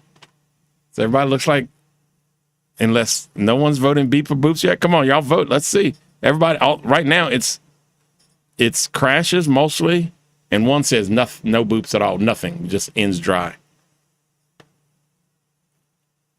Margaret is screaming crash, like exclamation mark, exclamation mark, exclamation mark. May says booped. So we got a one on a boop, one with no boops, and a bunch with crashes. I think the crashes won, guys. I think the crashes won. Oh no, I didn't mean to do that. All right. So this is now the official intro of our class podcast here with the crash.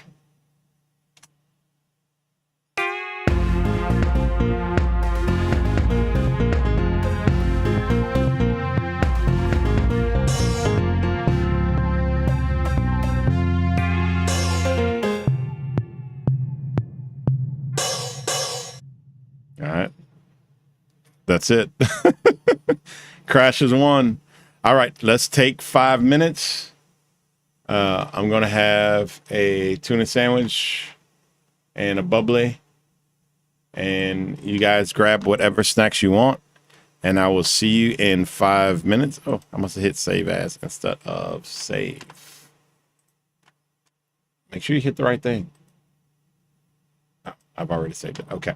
So we'll be back in 5 minutes. And we're going to mix this.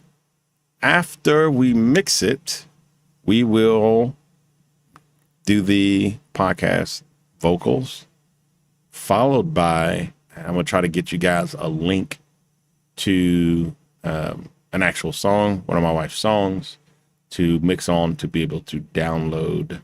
So let's see if we can do all of that. All right. Awesome. I will see you guys in 5 minutes. Welcome to the Griffin School of Excellence, or GSE. If this is your first time here, I want to say two things right away. First, you're in the right place. Second, you're not just joining a class, you're joining a legacy. GSE has been delivering high-quality education for over 20 years, and our story didn't start in a classroom.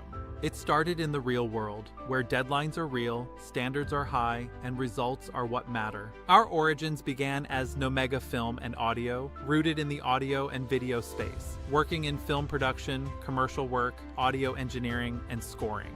We filmed TV commercials and engineered projects tied to major industry workflows, producing, recording, editing, mixing, and delivering professional results. This wasn't theory, it was work where excellence is essential. That's the DNA of GSE. From early on, we weren't just producing, we were teaching. We taught Virginia Commonwealth University students and partnered with the Entertainment Career Connections Institute to teach their Richmond students. Our school originally grew in Richmond, Virginia, focusing on audio and video engineering, training students to not just know about production, but to actually do it. In 2025, we officially transitioned to the Griffin School of Excellence, expanding our programs to fit the future. AI for business, food truck entrepreneurship, coding and development in Python, and continued strength in audio-video engineering. We have a great origin story filled with hard work and proven ability and a rich history, but we're not living in the past. We're building modern skills for today's economy with the same high standards that built the original school. Here's the big difference between GSE and most schools. Many graduates receive degrees and certifications but struggle on day one at their jobs.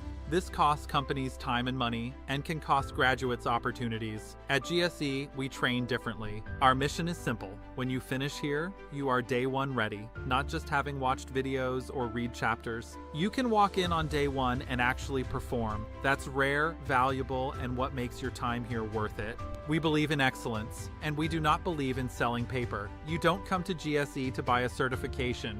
You earn skills, confidence, and competence. The goal isn't to look qualified, it's to be qualified. Whether you're an entrepreneur, leveling up for a better job, or seeking to become more efficient and valuable, GSE is built for you. This school is about real-world outcomes. We don't just teach content, we train capability. Now, let's talk about where you are right now. Starting something new is exciting but can feel intimidating. New systems, new expectations, new skills. If you've been disappointed by education before, you might wonder, is this going to be different? Yes. This isn't just information, it's transformation through skill.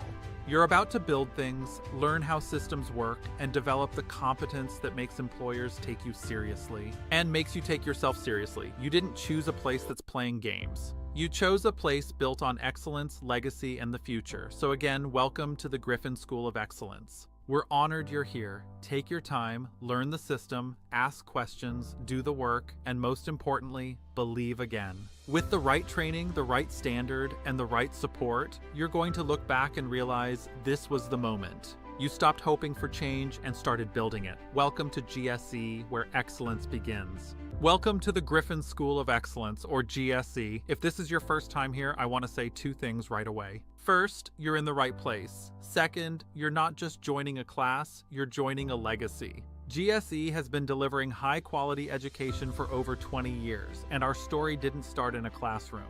It started in the real world, where deadlines are real, standards are high, and results are what matter. Our origins began as Nomega Film and Audio, rooted in the audio and video space, working in film production, commercial work, audio engineering, and scoring. We filmed TV commercials and engineered projects tied to major industry workflows, producing, recording, editing, mixing, and delivering professional results. This wasn't theory, it was work where excellence is essential. That's the DNA of GSE. From early on, we weren't just producing, we were teaching. We taught Virginia Commonwealth University students and partnered with the Entertainment Career Connections Institute to teach their Richmond students. Our school originally grew in Richmond, Virginia, focusing on audio and video engineering, training students to not just know about production, but to actually do it. In 2025, we officially transitioned to the Griffin School of Excellence, expanding our programs to fit the future. AI for business, food truck entrepreneurship, coding and development in Python, and continued strength in audio-video engineering. We have a great origin story filled with hard work and proven ability and a rich history, but we're not living in the past. We're building modern skills for today's economy with the same high standards that built the original school. Here's the big difference between GSE and most schools. Many graduates receive degrees and certifications but struggle on day one at their jobs. This costs companies time and money and can cost graduates opportunities. At GSE, we train differently. Our mission is simple. When you finish here, you are day one ready, not just having watched videos or read chapters. You can walk in on day one and actually perform. That's rare, valuable, and what makes your time here worth it. We believe in excellence, and we do not believe in selling paper. You don't come to GSE to buy a certification. You earn skills, confidence, and competence. The goal isn't to look qualified, it's to be qualified. Whether you're an entrepreneur, leveling up for a better job, or seeking to become more efficient and valuable, GSE is built for you. This school is about real-world outcomes. We don't just teach content, we train capability. Now, let's talk about where you are right now. Starting something new is exciting but can feel intimidating. New systems, new expectations, new skills. If you've been disappointed by education before, you might wonder, is this going to be different? Yes. This isn't just information, it's transformation through skill. You're about to build things, learn how systems work, and develop the competence that makes employers take you seriously. And makes you take yourself seriously. You didn't choose a place that's playing games. You chose a place built on excellence, legacy, and the future. So again, welcome to the Griffin School of Excellence. We're honored you're here. Take your time, learn the system, ask questions, do the work, and most importantly, believe again. With the right training, the right standard, and the right support, you're going to look back and realize this was the moment. You stopped hoping for change and started building it. Welcome to GSE, where excellence begins. Welcome to the Griffin School of Excellence, or GSE. If this is your first time here, I want to say two things right away. First, you're in the right place. Second, you're not just joining a class. Alrighty, we are back. Oh, I don't have my backdrop. I still, wait. Man, it works in the show. Hold on. My hands are wet. I was drinking. I got a bubbly here right out of the. Let me try this. Wait.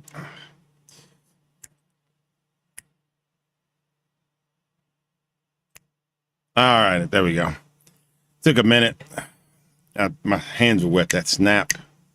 You got to get that really good snap in there for it to work.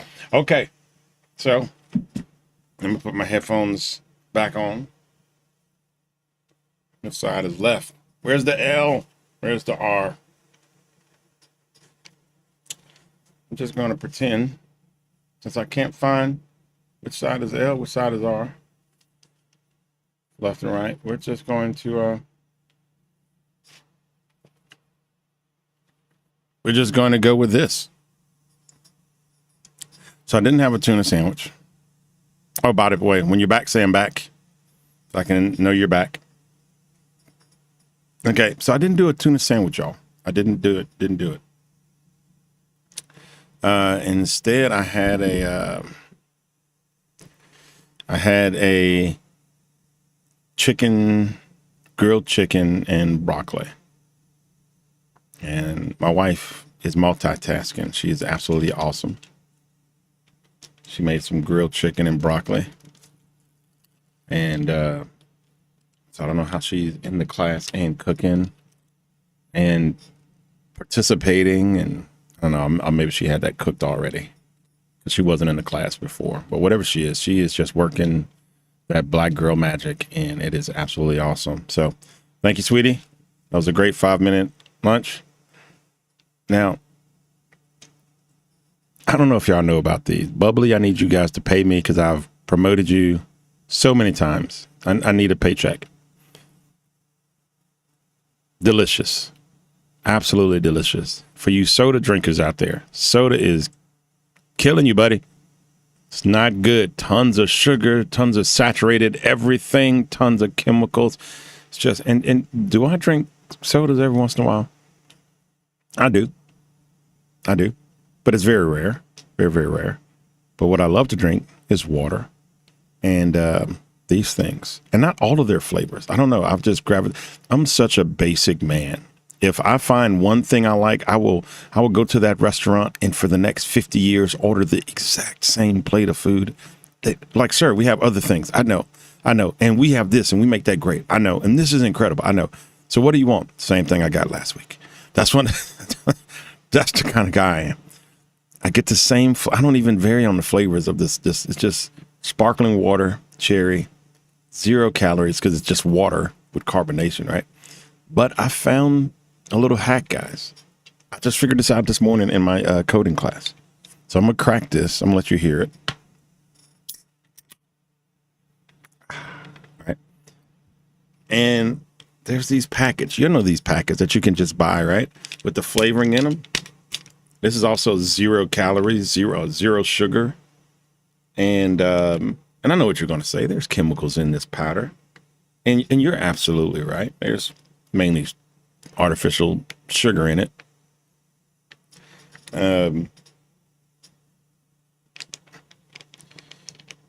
But for those that have problems drinking water, I can just drink water. A lot of times when you drink a lot of soda, your belly's full of acid and rejects water. But I drink so much water that my body doesn't reject the water. But I discovered this today. Take a sparkling water.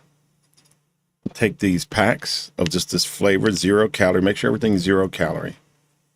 Now, you don't want to drink your calories. Eat your calories. Just tastes better, right?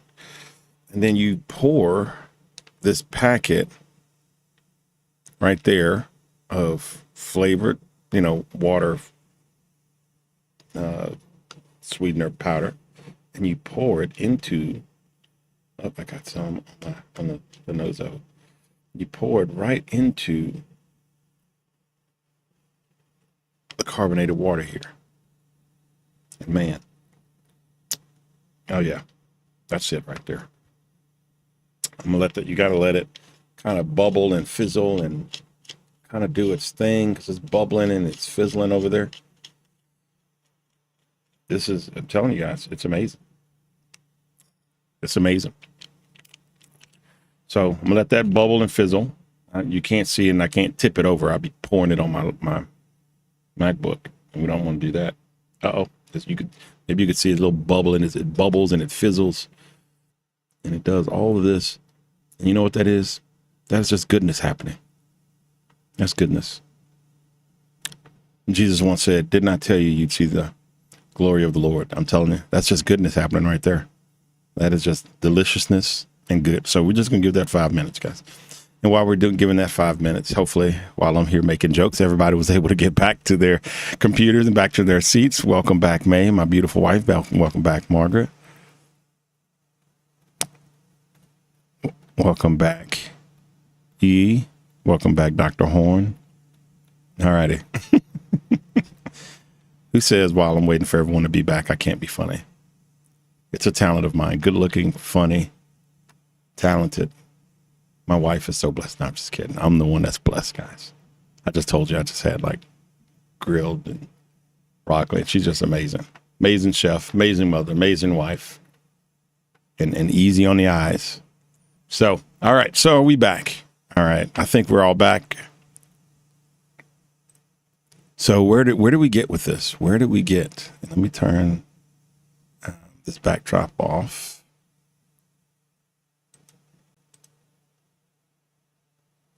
We're going to turn our backdrop back off. Boom. And we're going to go back over here. There we go. Maybe I need to add live streaming to the AV course, because that's a big thing now. Who would like to see? Right now it's just audio and video. It does not cover live streaming. Who just by a vote, who thinks we should add live streaming into the AV course? If not for y'all, for the next group that starts in November. When you guys graduate, the next guys start. So what do you guys think? What say ye? Oh, my goodness. This is Bubbly, you're welcome. Just made you another million. You're welcome. Oh, ye the bar up is Jonah. Hey, Jonah from St. Luke. What's up? I didn't know who that was. I'm just like, it's ye the bar up. I love people that just are like, hey, it's Daryl Leon Horn. It's Portia Griffin. It's Celeste Lemon. It's May Bolden. That's beautiful. But you guys get creative. You creative guys, I don't know who you are. I forget from week to week because I do so many classes and see so many names scroll in. It's all right. Ye the bar up. Just consistently remind me every week who you are. All right, Jonah, that is awesome. All right, so everybody's saying yes, please. Jonah saying yes, please. Dr. Horn saying yes, please. My lovely wife saying yes, please. Okay, maybe we can sneak the curriculum is kind of set, but we have a little bit of flexibility. Maybe we could sneak it into this cohort, to this graduating class, and we'll do some live stream setups, and then y'all can see behind the magic of how I do this, where I am, in the corner here, and I got a top-down shot here, and we're live streaming here at 21. I think we're doing 21. We're not even doing high. Sometimes we do 30,000 kilobits per second. We're doing 21,000 kilobits per second. So you need a little bit of a live stream, but even if high speed, but even if you have normal speed, you can adjust it to whatever internet speed you have, so it'll work without even increasing your internet speed. Quality may go down a little bit, but all intents and purposes, it'll work and work very well. And so, yeah, maybe we'll do that. And how we do these intros and when we go break for commercial. Welcome to the Griffin School of Excellence, and how we bring it back. So, yep. All right. Jonah says she got the name Yeet the Bar Up. It says, I dropped a weight bar on me once lifting weights, and this reminds me of the yeet it up next time. to yeet it up. Yeet the bar up. Get the bar up. I got it. So no more crushing yourself in the gym, Jonah. All righty. So now we're going to mix. Type mix in the chat. Mix. Not trail mix. Mix the music. All righty. So now command =. So now that we're done with production, I am going to get rid of this. And instead, I'm going to slide this down. We should have had that sound in there. Doom at the end. That's good. I just bumped the mic and just went boom. All right. So there we go. All righty. So now we just show the keyboard. All righty. I don't know if that's helpful now. I'm not playing anything. I'm just typing, but not sure if that's helpful. But all right. So we're just going to do command =. Boop.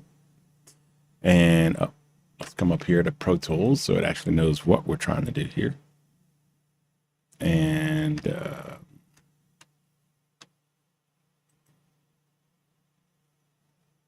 boom. All right. So now I'm gonna come here and do just control =. And we're just gonna mix some stuff. But first, what we're gonna do, all right. Jonah says mix, May says mix. My beautiful wife Portia says mix. Go ahead and type mix in the chat. Mix. Remember, this is interactive courses participation. Hop on in there. Let me see you. Oh, and talk to each other in the chat. Feel free to talk to each other, make jokes, ask each other questions. It is all good. Okay. All righty. So I'm going to try to tell it to remove this bar at the bottom here. I'll do application capture. And we're going to do Pro Tools. Boom. All right, there we go. So now we only see Pro Tools. All righty. So first thing I'm gonna do is I'm gonna come up here and go track. And I'm gonna create a new track. This is the master track. This is the master track I'm gonna create. This lets us know when we're distorting, when we're out of bounds. So master fader. It's the master. Show enough. All right. So this is where I like Logic, because Logic, I could just grab it and move it over. And this doesn't just allow you to grab it, move it over. Oh, yes, it does. Way to go, Pro Tools. Pro Tools normally lags behind Logic, and, you know, it leads Logic and sound, but lags behind in like just functionality. So I love Logic's functionality, but of course, Pro Tools #1 dog. So the sound is great. All right. So I'm gonna come. Now, mind you, we didn't care about if something was clipping before, which means it's distorting. See this red thing, these red dots? That's distortion heaven, right? That's when you're just, things are totally distorting. Do y'all need to see my fingers? I'm gonna remove this top down view. I don't know if y'all just need to see me typing. I don't know if that's any benefit to you at all. If it is, let me know and I'll just move it somewhere else. Okay, so Dr. Horn has a question. He says, can quantization be used on more than one track at a time? Let's see. So great question, Dr. Horn. We're going to go and command =. Let's flip this thing over. And now all of these tracks are quantized, but let's pretend they weren't. Let's come over here and we're just going to select this track, which is muted, and we're going to select this track. So we've selected multiple tracks. Let's right quick and see if it'll still let us quantize and MIDI operations. And you will see that when we come down to quantize, it still will allow us to quantize. So it will allow us to quantize multiple tracks at a time. Okay. And you see them both selected over here, showing that they're both being affected by whatever we're doing here, which is the quantization. All righty. So there you have it. It will still work on multiple tracks. Can you just make all of your music and then quantize at the end? Yes, you can. Please don't. Why is that? Because if you remember, I played something a little bit off and it quantized it to the wrong note, right? I didn't hear that it was a little bit off, but when I went to make it right, I could tell it was a little bit off. If you go and create all of your music and then say, oh, I'm going to quantize at the end, you will be creating possibly a mess for yourself the more tracks you have. Because say, track 1 is slightly off. And then when you go to play track 2, what are you doing? You're listening to track 1 and then it's slightly off. And then you're listening to both of those and then this one's slightly off and then this one's slightly off and this one. And then you go to quantize it and you start off good, but by the end, all of the stuff at the end just is a quantization mess. And you go, man, how is it so off? You weren't off by a lot. You're off by a little. Boy, that'll preach right there, wouldn't it? You're off by a little. And then you adjust to that little and become a little more off and a little bit more off and a little bit more off. You want to nip that thing in the bud as soon as you can get it. That way, when you're playing this, your reference point is a perfect reference point and not a slightly distorted reference point. And then you quantize the second one. And then when you go to the third one, that way now these two reference points are perfect reference points and not slightly distorted reference points, right? So you always want to make sure the reference point is a good reference point. Go ahead and tell 3 people, say, make sure you got a good reference point. I'm just kidding. All right. So you want to make sure your reference point is good. Come on, somebody. Yeah. Make sure your reference point points to something that's perfect. Something that is without seeing. All right. Here we go. So yes, you can quantize. We're being silly today, guys. We're having fun. It's a fun class. So make sure your reference point is always good. So yes, you can quantize all at the end. However, if you do that, you risk having a really big mess to fix at the end. And then you're trying to move notes, more and more notes to get them all. So I would rather just quantize as I go. It takes 2 seconds? Hit the button. Play something else. Click it. Hit the button, right? Takes 2 seconds versus now I'm spending a lot more than 2 seconds, a lot of time at the end trying to fix it. All right. So now we're going to mix. So let's control =. And we have our mix up here. And before we didn't care if it distorted.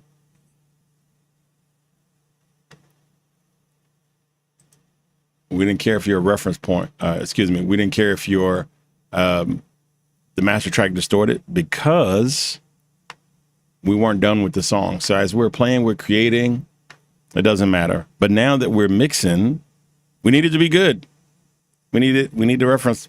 Y'all got me saying reference point. We need the mix to be good. It cannot be distorted, right? Okay, so here you can see, man, this is distortion haven over here. We're clipping means I'm hitting that red, I'm pinging it. It is bad day. Now we could fake fix it, like somebody that doesn't know what they're doing. Like, oh, I don't want it to ping, so I'm gonna just throw a maximizer on here. I'm gonna throw some limiter on here, and bam, it won't ping anymore. Let's do that. Throw a maximizer on there, right? And then we're just gonna tell the ceiling. You can drop the ceiling down to 4. Now hit play. And look, oh, it's not distorting anymore, right? It's not pinging. Yay, we fixed it. No, you didn't fix it. You just hit it. You didn't fix it. You just hit it. Because the minute you hit bypass on this, you see what's really going on. So you didn't fix it. You hit it. That's why you got to know how to mix, especially if you're an engineer, right? You need to know the difference between I'm hiding a problem and I am actually fixing the problem, right? So hiding the problem is, and y'all know these people at work. Y'all work with some of these people. They don't fix the problem. They hide the problem. And I don't want to throw anybody. I don't want to reference this because I don't want to throw anybody on the bus. But I've gone behind other engineers like myself, people that says, hey, I'm an audio video engineer, know what I'm doing, I can get your stuff together. And they don't know about impedance. They don't know about getting the balanced. You know, we all need to get matching tattoos on our foreheads that say get to balanced, right? Not really, but you know how important it is to get to balanced, right? So you getting rid of humming and all of that stuff. And if you hadn't gotten to that part in the course, you will. Okay. But it's so important to get to balanced, right? So, you know, stuff isn't in stereo. Stuff, the amperage on stuff isn't right? So, but you can hide it by doing things that look on the surface as if it's good. So this stuff is clipping, and you might not be able to hear, but it is distorting. And let's blast it all the way up. We're gonna blast all of these all the way up, and which means that's just gonna be redlining. Now, luckily for y'all, I have a compressor on the live stream, so it just doesn't, you know, jack up your stuff. But here.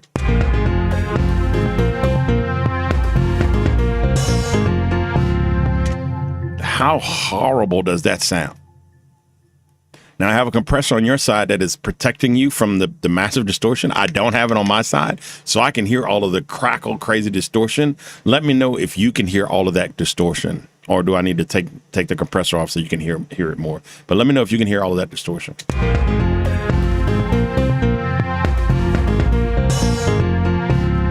So it sounds like hot trash. Right? Because everything is maxed out. It is pinging hard. It is distortion. If you can hear the distortion, type in distortion. If you can't really hear the distortion, type in I can't hear it. So now we know this sounds like trash. Everything is distortion, which means it's going above 0 decibels, which means we're losing a lot of information, because that's what distortion is. We're losing information. The signal is so hot that it can't process all the information. So it just cuts off a lot of information that goes above 0 decibels. So it's gone. Right? Jonah says, I can hear it distorted, but I can hide that. So when you just look at this, it looks right. So let me turn that bypass off. Now look at this.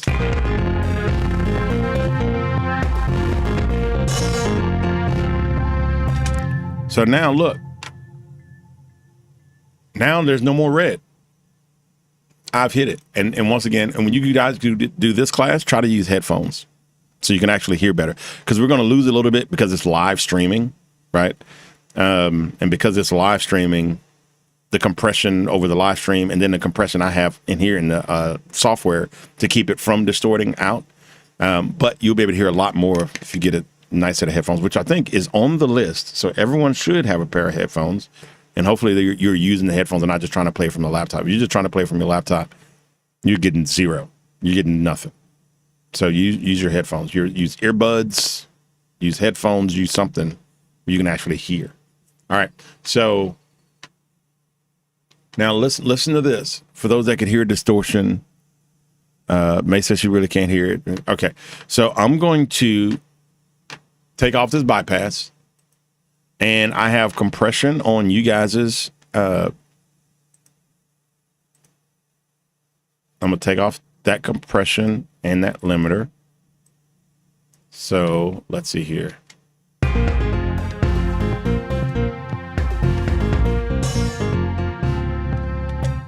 All right. So I took off the compressor and the limiter on you guys' side. So it should help you just hear the trash. All right. So let me know if you can hear all of the distortion now. I'm gonna just do command equal. We're just going to let this part loop with the kicks.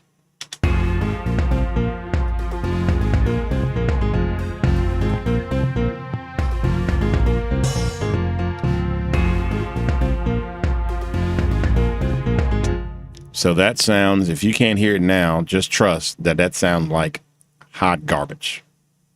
All righty. And if I put on this bypass,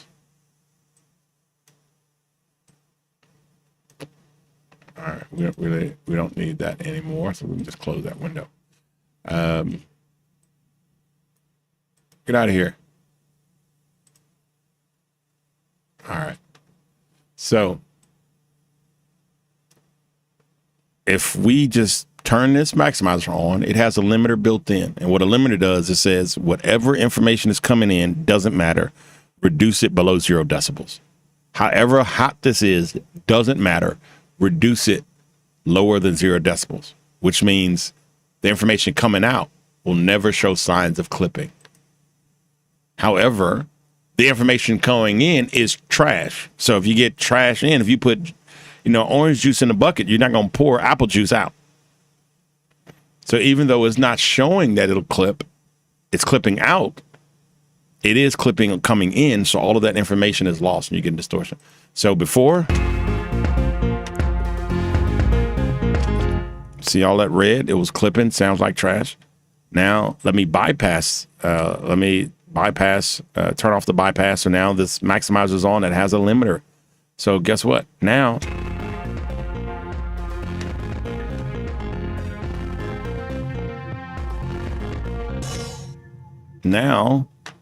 there's no red anywhere. There's no red. So if you looked at it, you'd go, oh, this looks good. This looks good. There's nothing clipping. Everything's fine. Not realizing it is clipping. You're losing information. It sounds distorted. And the reason you can't see it is because somebody put a plug-in on to hide it.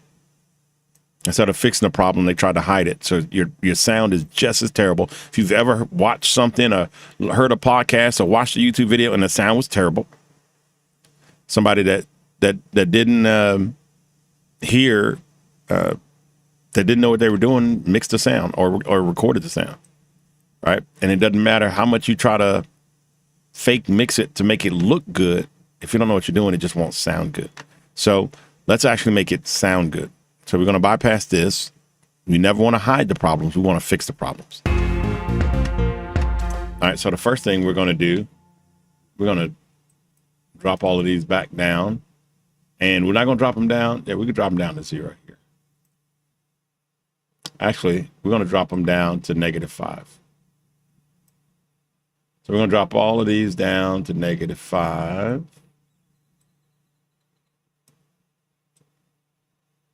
You know what? Nope, no, we're not. We're going to drop them.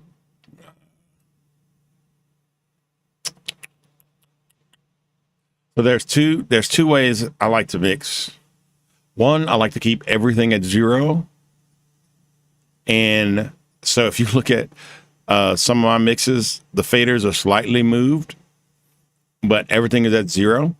I level everything out at 0. It doesn't mean that all of my levels are at 0, but all of my faders are at 0, and I level them all out in the actual plugins in themselves, and then I can monitor where my true limit is because all of my levels are pre-fader versus post-fader. This is what that means.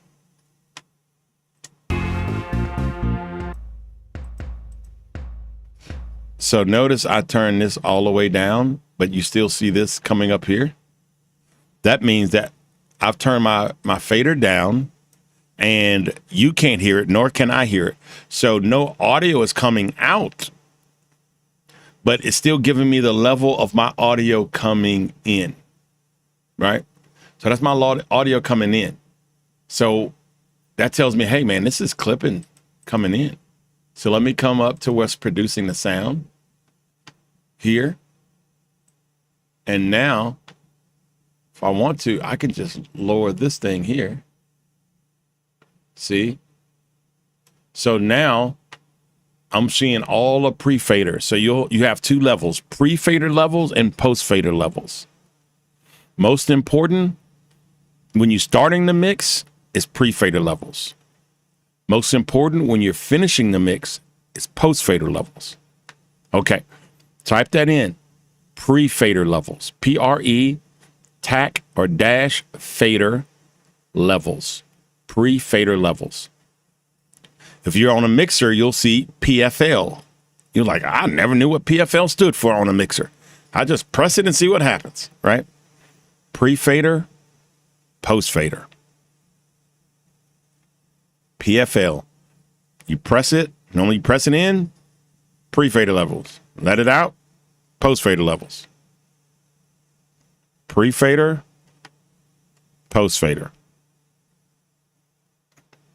It looks like my internet is getting choppy.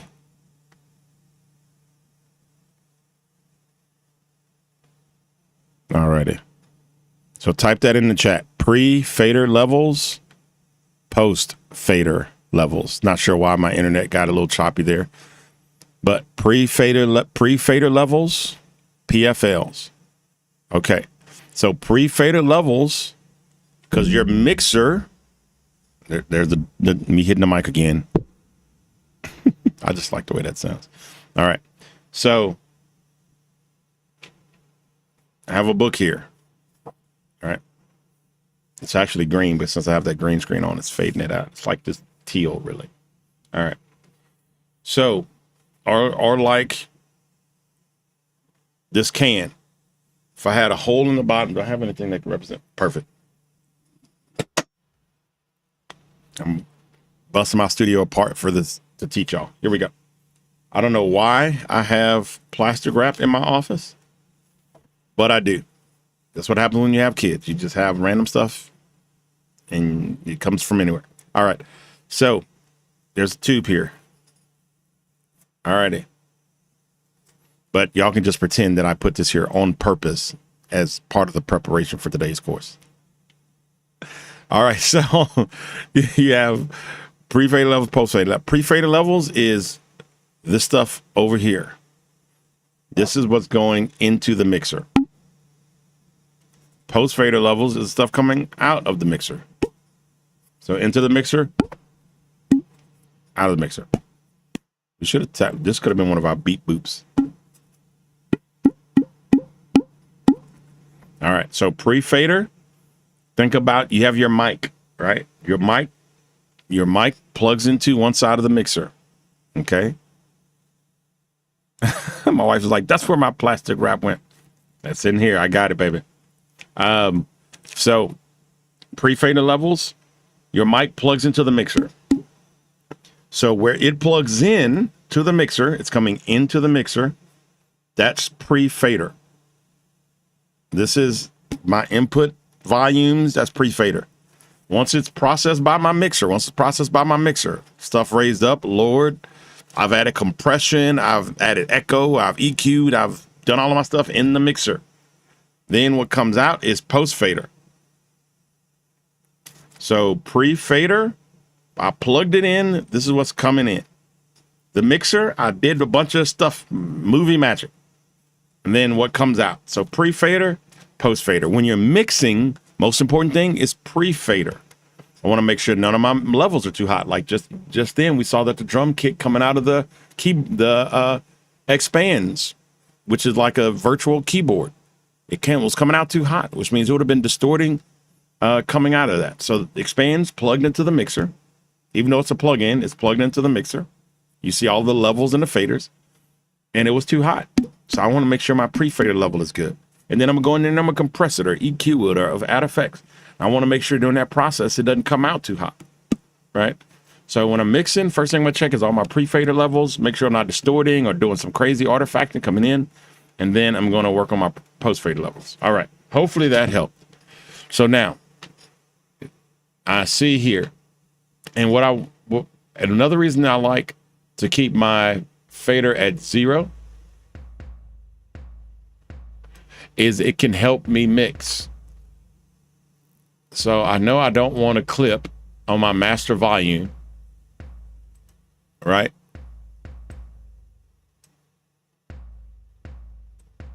So I don't want to clip on my master volume, and I'm not clipping. I have this at 0.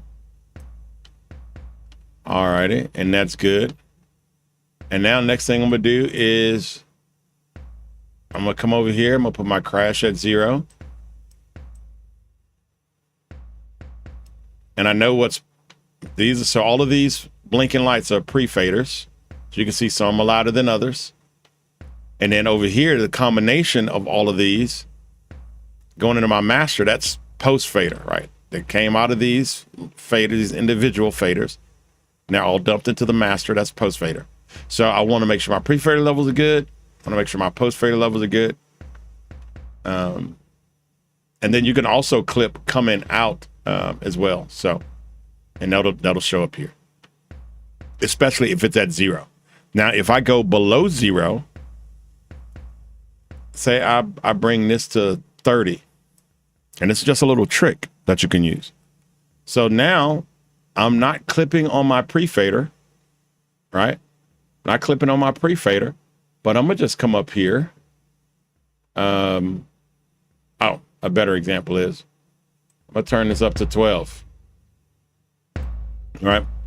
So here I'm not clipping on my pre-fader, which means the channel itself, my kick channel, is not clipping coming in. But I've turned up this fader so loud that it's clipping coming out. So the keyboard or microphone or guitar, whatever you got plugged into the mixer, is not clipping, but you turn the volume on the mixer so loud that it's clipping coming out. So what we don't want is we don't want either. We don't want it clipping coming in. We don't want it clipping coming out. So PFL could be pre-fader or post-fader. Someone asked.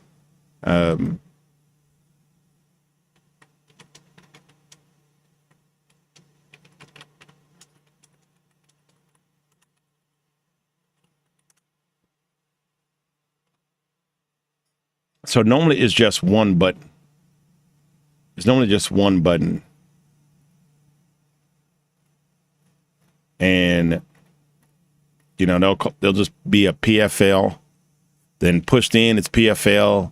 Pushed out, it's like, you know, one is pre-fader, what the other one's post-fader. Maybe it's vice versa. Pushed in is post, not pushed in is. But normally you'll just have one button and it'll just say PFL. Trying to see if there's another.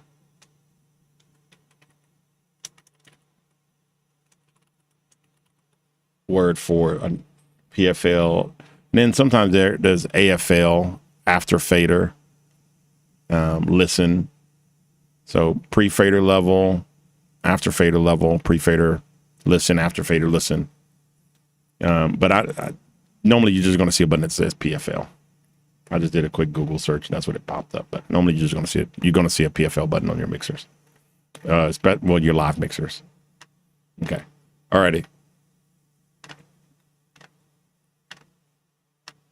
So here, this is a great example. My master volume should always be at 0, right? And here, I'm not clipping coming in my pre-fader, but I've jacked it so high that I'm clipping coming out. So the idea is to not clip coming in and to not clip coming out. Another thing is, this one's not clipping. You see, none of them are clipping coming in. But then if I unsolo this and they all play,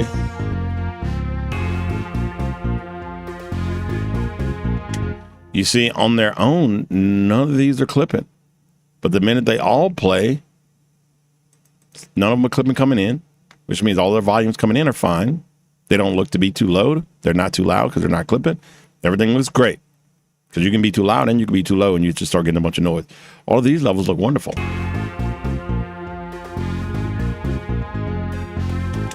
Yep, the lowest one is the poly, but that looks great. All of these levels look great. For poly, for what it is, looks great. And I can turn it up in a second. But all of these look great. Matter of fact, let's go ahead and turn the poly up. Oh, nope. Nope, they all look good. Transitional looks good. Poly looks good. So all of them look good. They're not too low. They're not too loud. So pre-fader levels are good. However, when you combine them all, they're too hot. It's kind of like 2 on its own is okay. And then you get another 2, and then you get another 2, and you get another 2. And by the time you add up all of these, you know, you got 2, that's a pretty small number. Another plus 2, plus 2, plus 2, plus 2, plus 2. Yeah, now you got 1 million, right? Because you've added all these plus 2s. So yeah, this is fine. Decibels that it's at, decibels that it's at. Even, you know, and all of these are good. But then when you add them all up, it's too loud. So we want to make sure our pre-fader level is good and our post-fader level is good. So let's do that. All right, so pre-fader level here is good, 0, good. And I'm gonna just hit these red dots so it goes away. All right, 0 decibels here. 0 decibels here.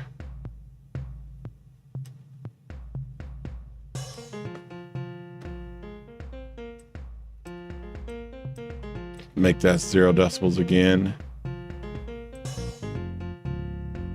Starting to get to that clipping point, right, y'all? Uh-oh, and then you saw that bass clipped inside.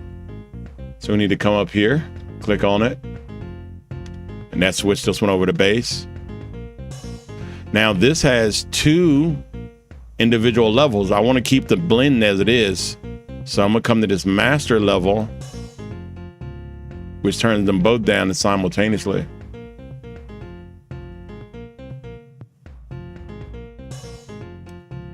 All right, so now bass isn't clipping anymore. But with the combination of them all, our master is clipping. Look at that. And I'm sure by the time we add in strings and trumpets, transitionals, poly, ambiance. All right, we might have got lucky. Once we lowered that bass and that kick, doesn't look like we are clipping anymore. Perfect. All right, so once we lowered the 2 that were distorting, the kick and the poly, starting on the input, we no longer distorting on the output. All right, so I'm gonna come up here and just file because I want to save it. I don't want it to crash and have to do that again. All right, so now let's look at the A.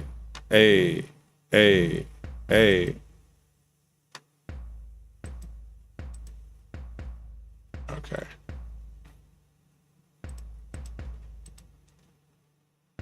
All righty. And I think I can make the mix window.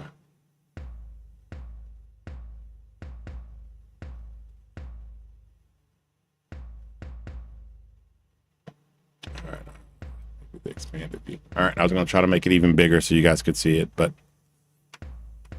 all right, so let's really listen to that.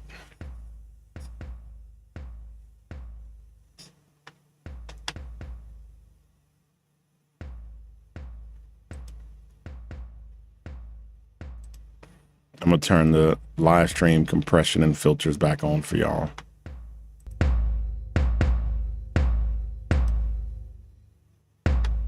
That way it's louder. Alrighty. So it's gonna change the way you hear it slightly.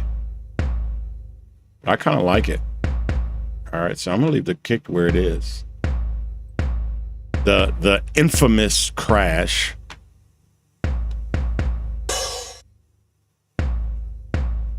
And I'm gonna just make it, do we want to add like some really drawn out crazy stereo crash?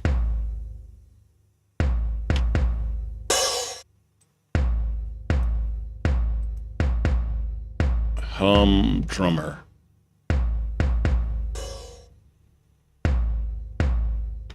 I kind of like that.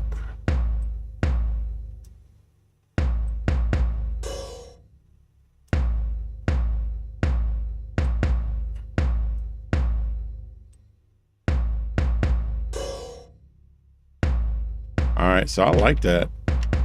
So it changed the texture of that crash. It took it from mono to stereo, so it's left and right ear. And then we're just gonna add some reverb on there.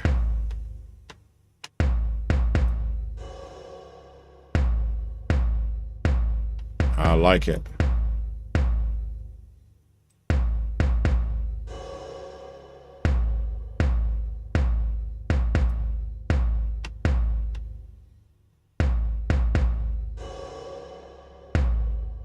Alrighty, and on this drum, I think I'm gonna just EQ some of that boomy topping out. Sometimes drums can interfere with other sounds, like they did with us. They interfered with our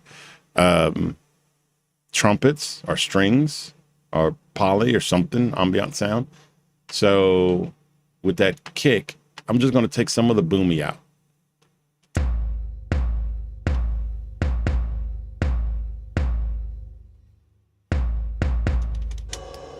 So this doesn't have an analyzer on it, which I really don't like. Analyzer tells you exactly where the frequencies are, and I don't know why this would not have an analyzer. Let's see if I find another with an analyzer.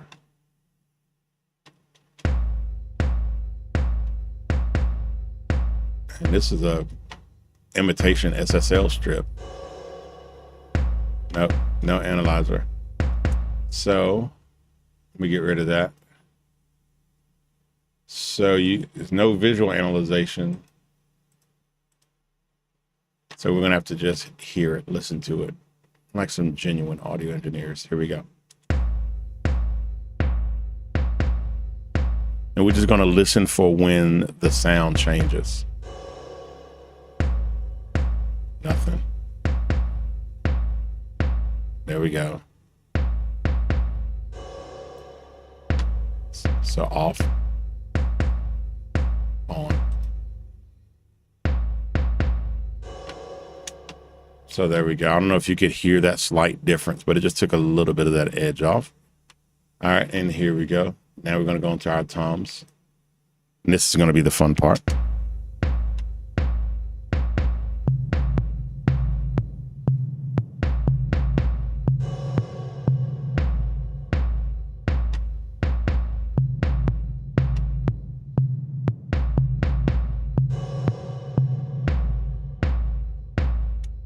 All right, and I just want to make those toms, they're mono. I just want to make them stereo with a slight reverb and they have reverb on them, but a slight time shift. Ooh, auto pan. What do we think about auto pan? Let's see what auto pan does.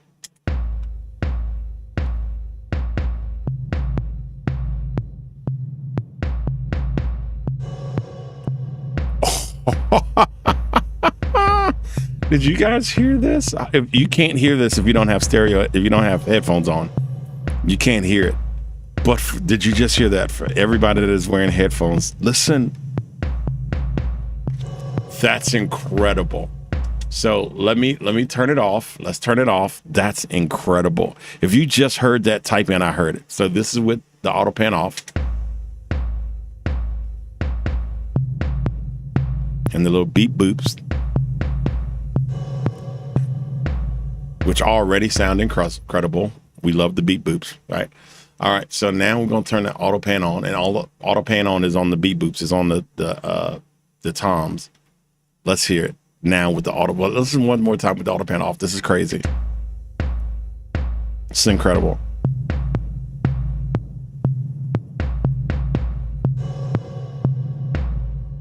All right, now listen to it with it on.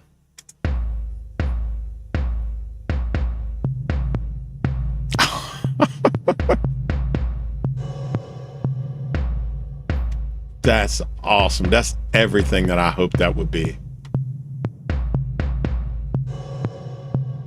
And as we go, we can mix as we go. Listen to, look at the levels on these. Look at the levels.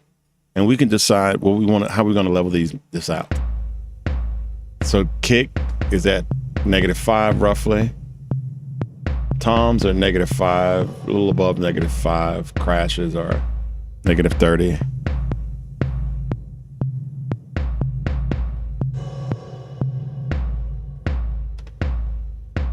But once we have the toms in, the crash seems like it fades too far off in the back. So we can just come over here and just raise it up a little bit. See, there's room to raise it. And you got to be careful to not crash out in a plug-in. You can distort from one plug-in to another. I like that. And by distort, it means you won't see it in the pre-fader limit. But say I max out expands here and it distorts in the delay, but I lower the volume of the delay to hide it. So I just got to be mindful of what I'm pumping from plug-in to plug-in, especially as I stack and add plugins. But we have headroom here, we're fine. Let's go piano now. So roughly a -5 with everything else.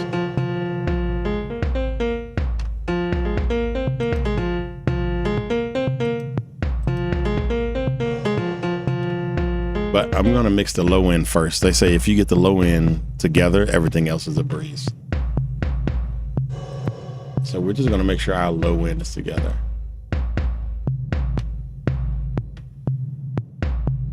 So we're going to go bass.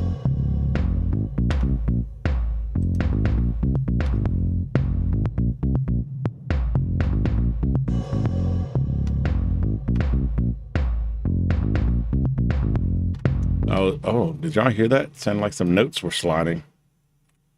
Let's go to our bass. We got some jacked up notes somewhere. Let's double click on it. We got some jacked up notes. You heard it? And just sliding everywhere like a hot, sloppy mess. So let's make sure we quantize this. Maybe operations, quantize, and we're going to quantize note off as well. Where did the quantize go? Quantize. It went away. Here we go. Here we go. Here we go again. All right. The operations, quantize. There we go. And this time we're going to quantize, just not note on, we're going to quantize note off. All right, let's hear it.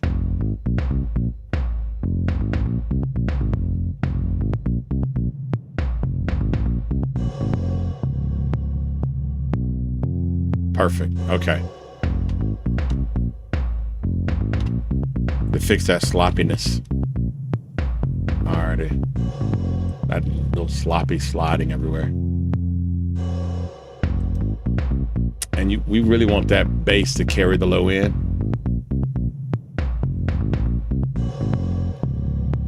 So BF76, you know we love it.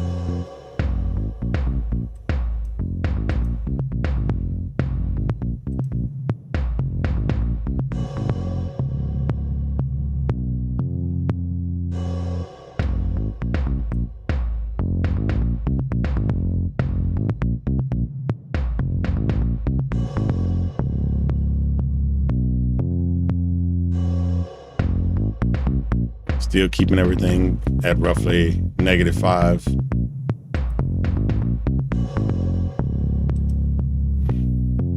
But we're starting to clip on the output.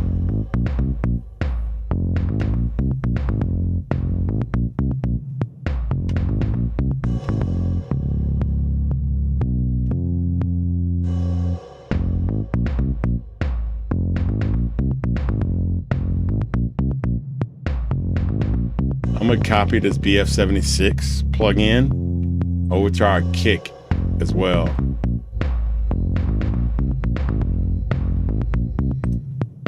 But it's higher than -5, so I'm gonna lower it. Make sure it's at -5.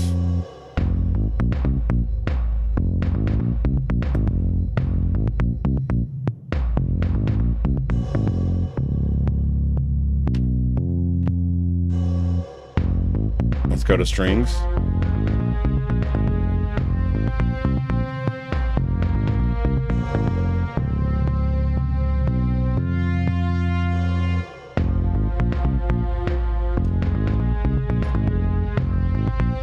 Now we've made all of these instrument tracks mono, but I think I may want the strings to be stereo to get wider. I think mono is fine for the bass. You want your basses, but I think let's do the strings stereo. So we're just going to come back, Command =, and you know what? The strings, and we don't have to do anything special. We're just going to come over here and we're going to just come over here, track. And there may be a faster way to do this. If there is, I don't know it. We're just going to go 1. We're going to do a stereo. We're just going to create a stereo instrument track. I'll call it real strings. I think I want, as a mixed in, I think I want those strings to be stereo, not come right up the pipeline. So straight. So I'm gonna come over here to strings. Guess what I'm gonna do? Since it's just MIDI, I'm just gonna move that MIDI over here. Boom.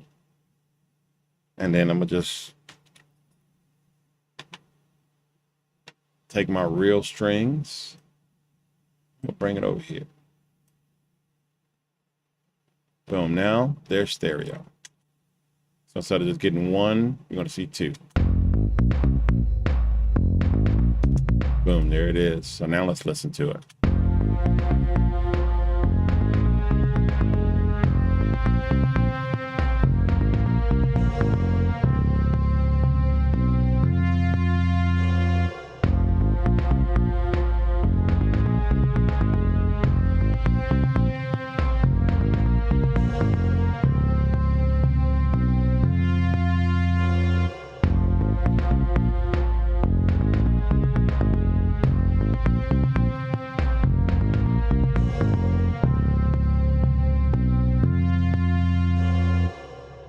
I like it. So I like it much better than the mono strings. So we're going to get rid of those mono strings. Goodbye, monaural strings. And you know what? Maybe we will make them all all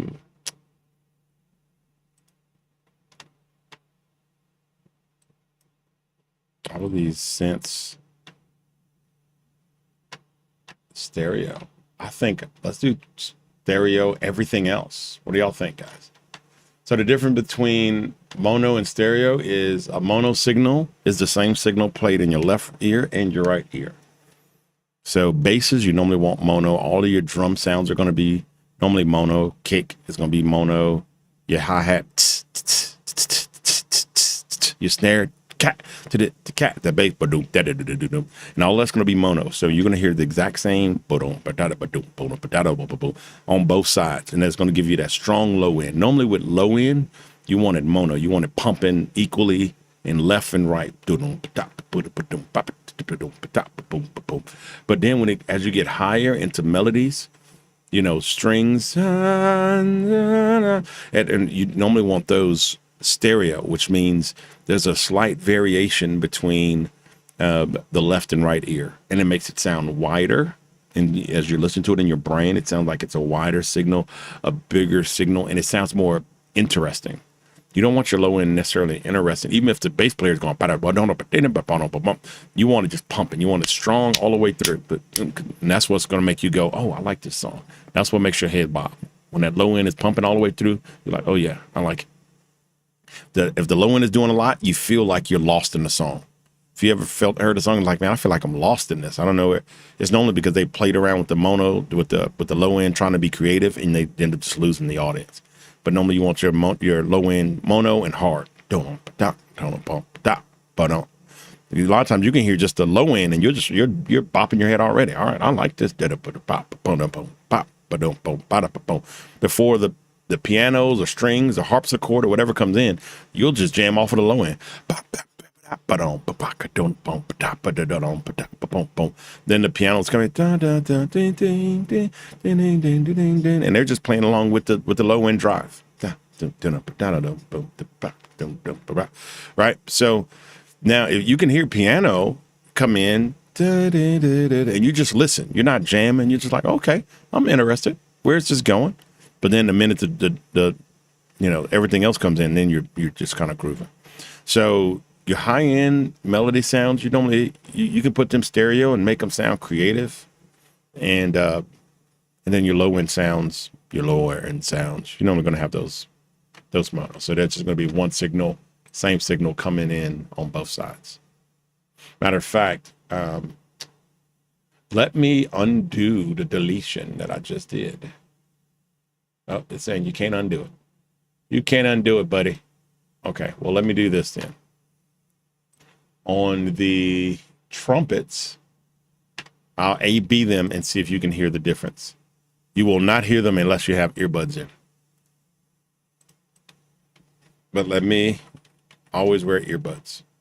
But let me do real trumpet real, do stereo, instrument.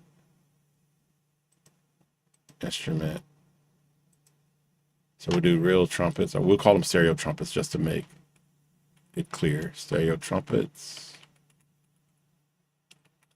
and stereo trans, which is transitional, stereo poly. Still looking for its cracker.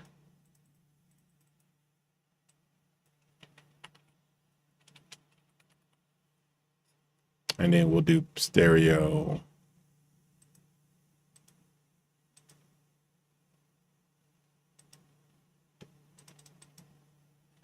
ambiance. All right. And so we're just going to add these and we're just going to A/B test them. Okay, so we're going to put stereo trumpets so we can hear. So we'll put stereo trumpets next to your mono trumpets. And we'll put your stereo transitional next to your mono transitional. And we'll put your stereo poly next to that poly. And we'll put your stereo am next to your normal am. And we're going to duplicate all these tracks. So just your normal trumpets. We're going to come here and copy them. Then we're going to come here with your mono transitionals. Those 2 notes, whatever notes those are. Copy them. Copy the mono poly. And we're going to copy the mono ambiance.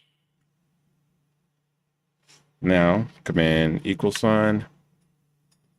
Let's go start listening, folks.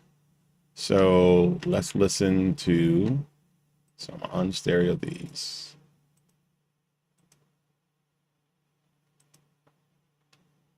So let's listen to the normal trumpets, and I'm gonna come here and I'm gonna copy this expands over here.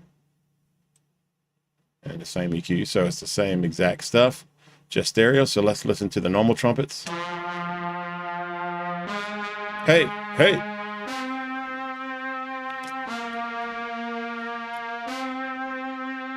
You can see when they're playing next to each other, the stereo trumpet is just this one line going up and down. Excuse me, the mono trumpet is just this one line going up and down. While the stereo trumpet, you can see that it's wavering left side, right side. So you can see something's going on there. Just look at it. See how this left side is wavering?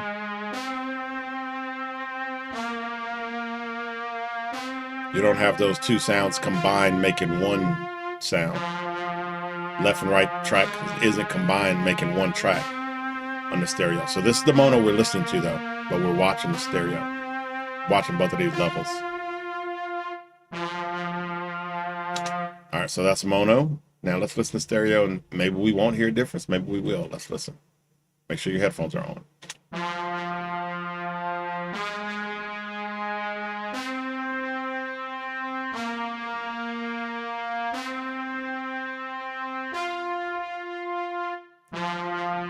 So this is going to be a wider signal because you're getting left and right. They're not mono.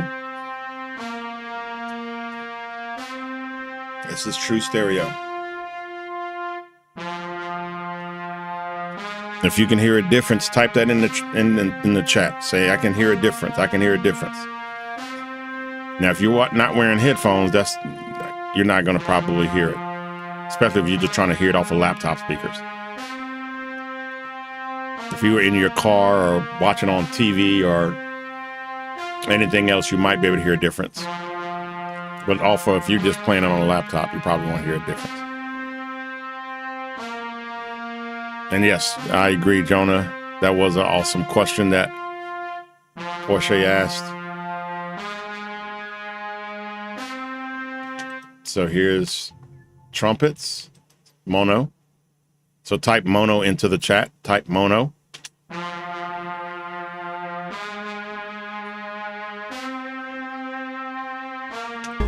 So that's mono. Here's stereo.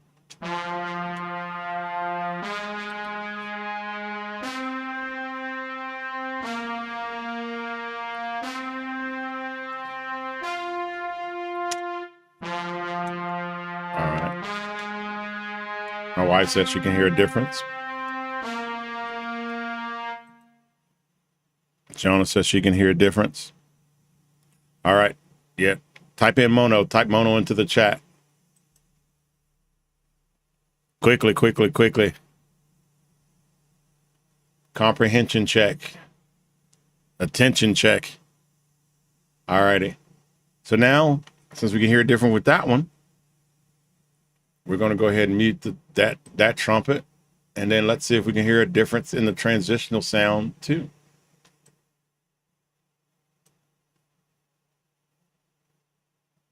Mono transitional. Our one finger pressing two keys by accident that we kept. Isn't that such a great transitional too? Do you guys get what a transitional sound does? It just went bing, and then it just boom. The rest of the sounds came in, right? And it just let us know, hey, something's coming. Boom, there it is. Versus just coming in. All right. So that's mono. Here is stereo. Oh, I love that much better. Absolutely.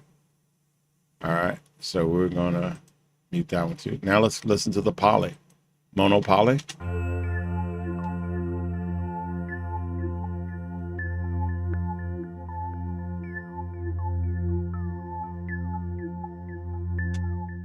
All right, that's mono poly. Now let's listen to stereo poly. Oh wow, that's a big difference. Could y'all hear it? Did y'all hear that? This is incredible, guys. The difference is absolutely incredible. Listen to this. That's mono.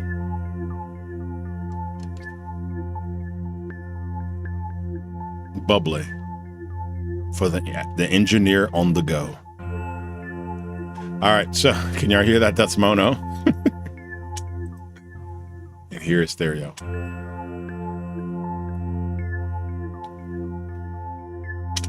See, that stereo one makes me just want to add some low end. Just makes me want to add a little bit of low end. Boom.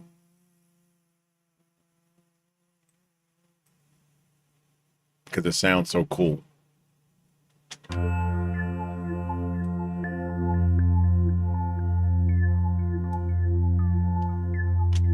Now we might have to take that out because it may clash with the bass line.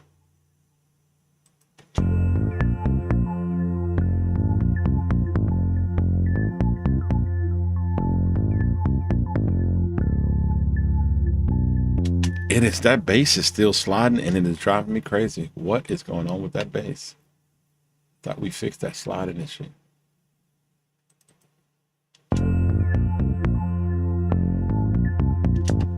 It's sliding into the next note and I don't know why it's doing that.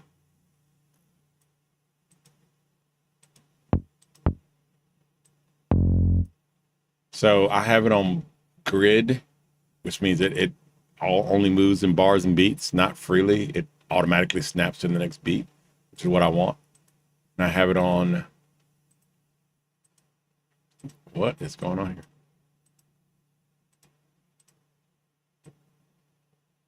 It's on 1/4. I'm gonna put it on 1/8, which is gonna add more grid lines, more things I can snap it to. All right, so what is going on? Come on. All right, put it on 1/16.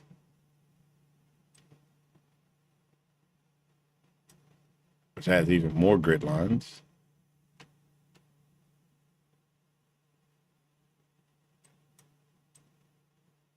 There we go. So let's hear it now.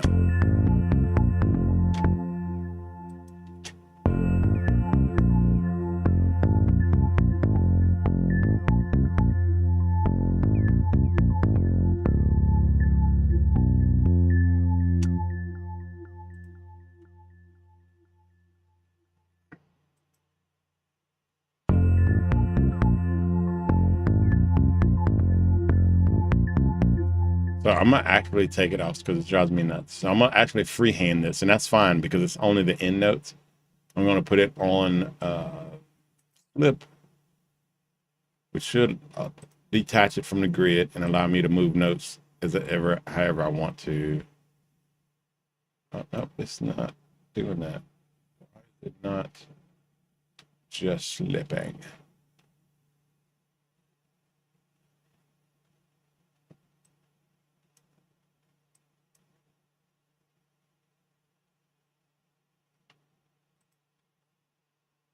Oh, because this is still on grid.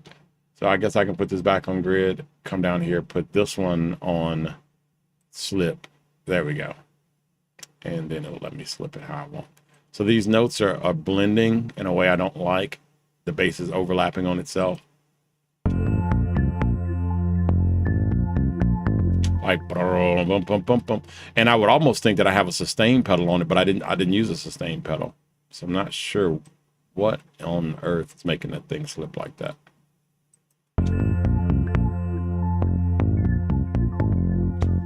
So it could be just the sound itself has a built-in delay, and which means I need to shorten it a little bit.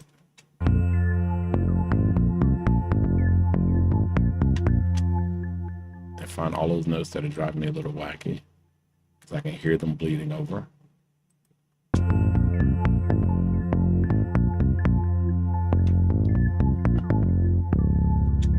Boom. All right, I think I got them all.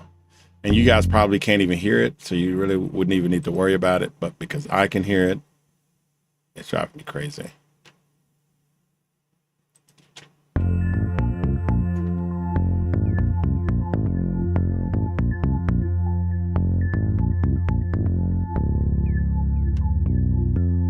Yep, got him. All right. I got you. Pesky rascals.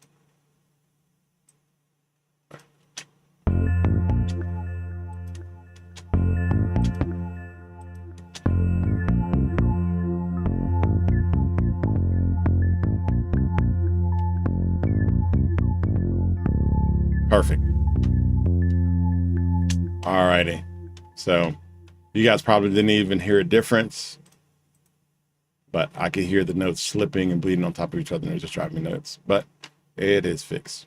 Moving back. So, and I'm going to take this back off of the 16th grid. Put it back on the 4th. All right. Command equal sign. So let's hear. We hear, Jonah says she can hear it. Porsche says she can hear it. Amberly says big difference. May says big difference. Awesome. Y'all can hear it. So now let's see how. So now we can mute the poly.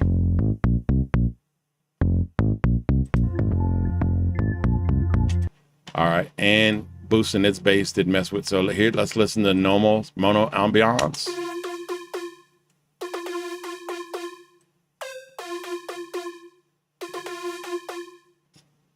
All right, now listen to stereo ambiance.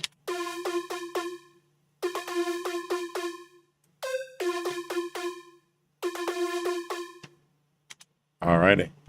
Now let's save so we don't lose all of this hard work. Let's play them all together.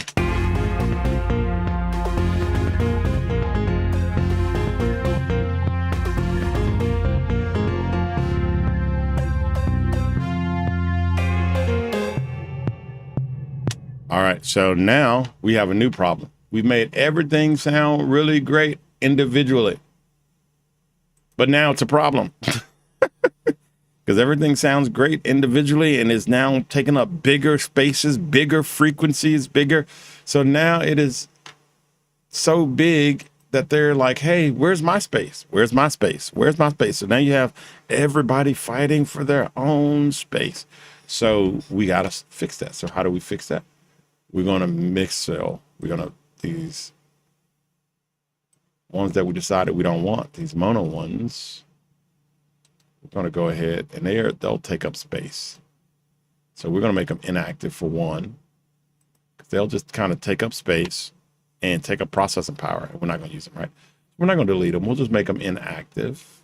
right click down here, just tell them, hey, be inactive. We're gonna just make them inactive. So now those monos we don't want are inactive. And just gonna highlight poly, and over here, I think if I hit this little button, it makes it go away. So it's called hiding. So we're just gonna hide them. Transitional. If I press it down here, it highlights over here. I just press the little circle to the left of it, and it makes it go away. Here, trumpets. I hit trumpets down there. It highlights the line over here. I just press a little circle. Boom, it makes it go away. So I could have just made them go away, but they would have still been using processing power. So first I make them inactive so they're not using processing power. And then I just go disappear yourself. All right, so now we're gonna go solo. I'm gonna do all my basses first, my bass sounds. And we were clipping a little bit. So I'm gonna just make everything -1. And I want it to loop. So I'm gonna just highlight anything. Let's make it loop. When you highlight something and hit play, it automatically loops it. Make this -1 too.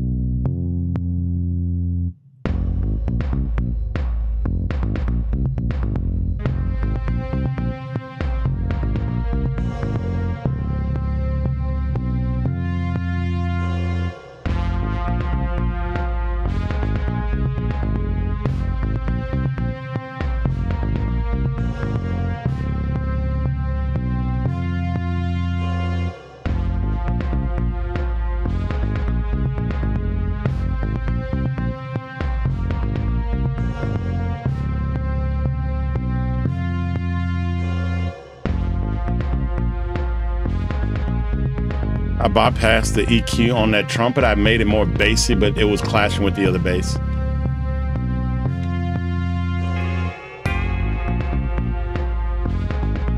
I'm gonna add a little EQ on that. Maybe a little flanger and an EQ. Flanger makes it a little more wobbly. Actually, I kind of like that as it is. Maybe a little more reverby.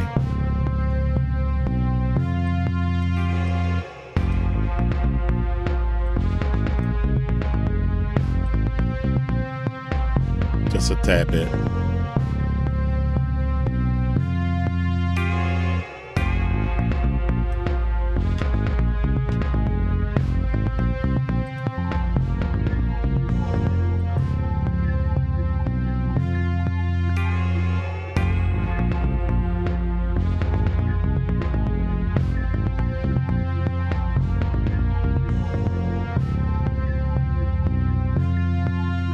So I like this sound. I think I made it a little more bassy too, but it may be infringing on the bass. So let's bypass it and see how it sounds.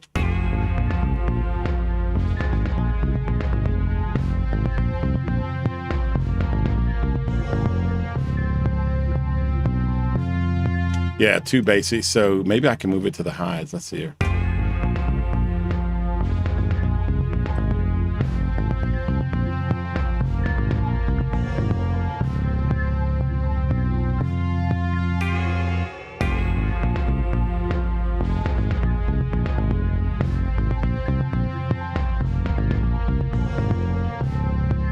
So I got to find a place for this poly synth, the stereo poly synth, because in all of the frequencies, it's fighting. So I'm gonna just find the bad frequency in this poly synth and remove it. So this poly synth, I'm gonna switch it from a one band EQ to a multi-band EQ.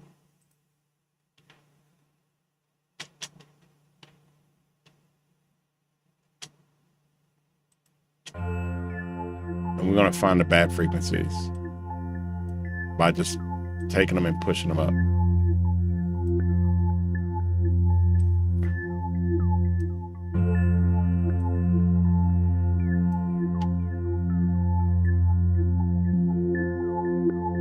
All right, bad frequency, right? So then we can gain that down.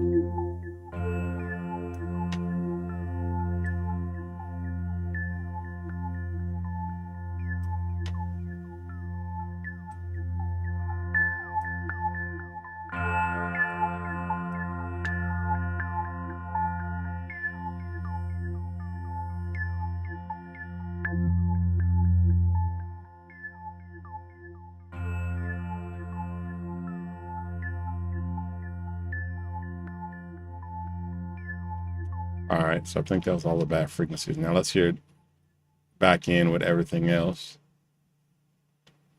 We hadn't got to the ambiance yet.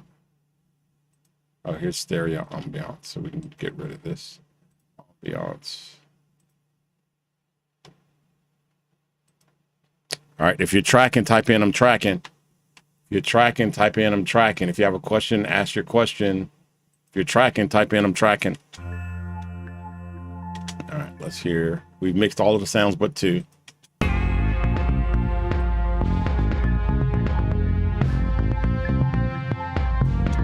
I think there's still too much bass in it, so we're going to take this last here, and we're just going to bend that down.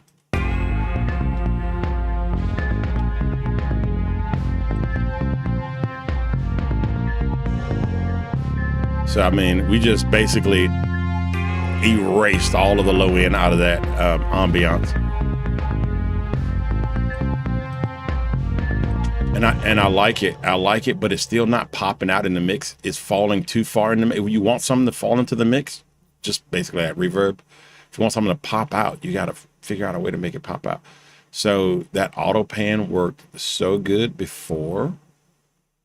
I wonder if we can just add that auto pan back over here. That's my first time using that auto pan effect. I guess maybe it's a new effect in Pro Tools, or I just ignored it because I don't use normally the default Pro Tools effects. Our plugins. Oh, let's see. Was it only in mono effect? Boo. Might have only been a mono effect. That makes it stereo and pans it.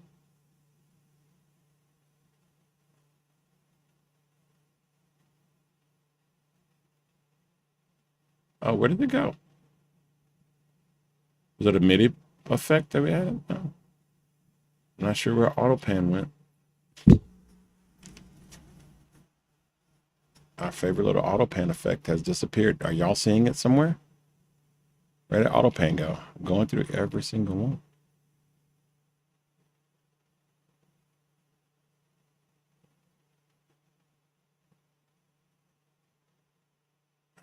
Not sure where it went. All righty. So we need something just to make this a little more effecty.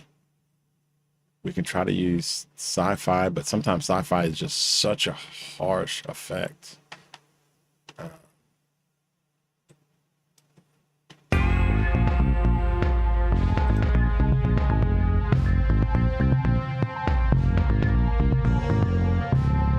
It has this flange-o-matic, let's see.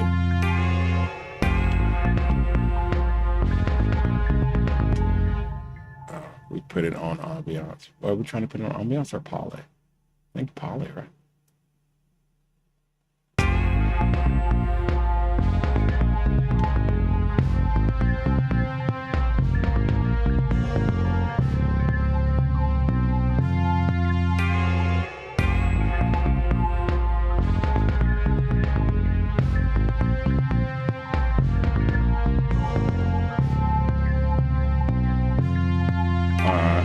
All right. So stereo ambiance.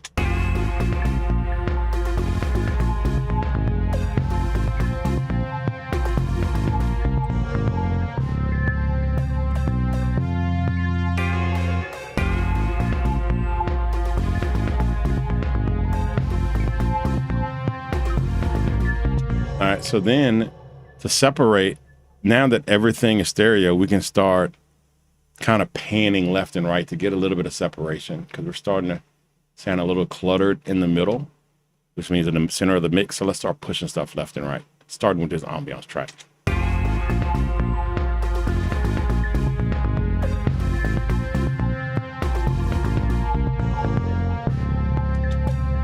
Another way to get clarity is to help something find its own space in the frequency, in the mix.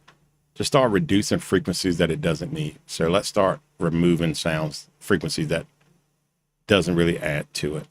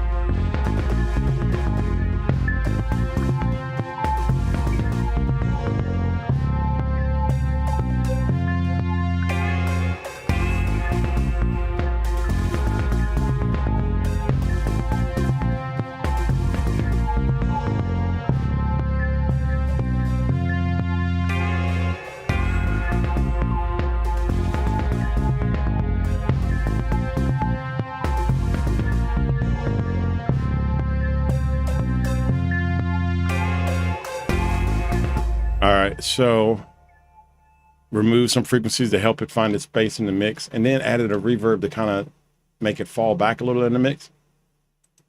And I'm gonna do something you hadn't seen yet, and I hadn't taught you yet. And that is automation. So I'm gonna do a touch automation for this, because I want it low and then I want it to come up. So I'm gonna put on touch here, and then anytime I touch this fader, it's going to record it. So I got to be careful to only do what I want. Here we go.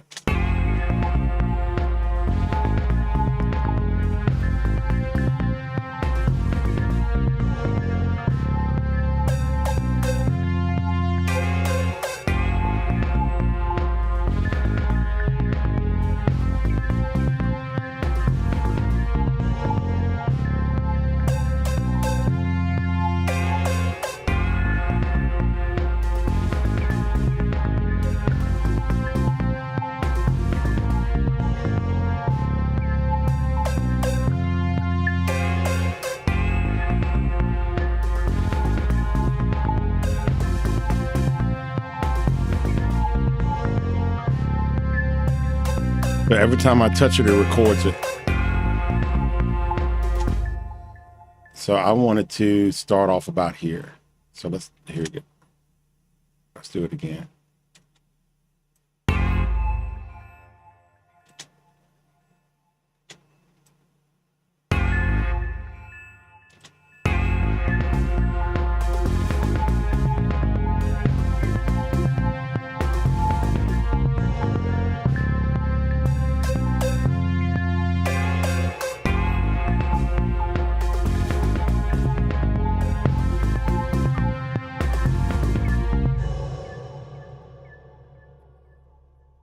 I like it, but I want the middle to come in a little bit louder.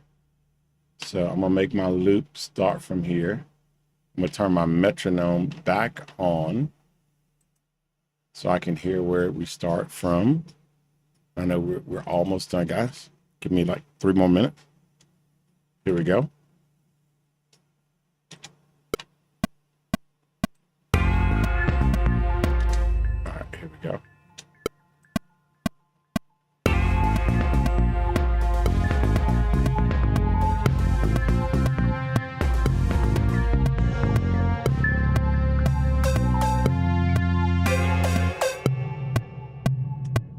All right, perfect. So now I don't want it to touch it anymore. I want to turn it to read.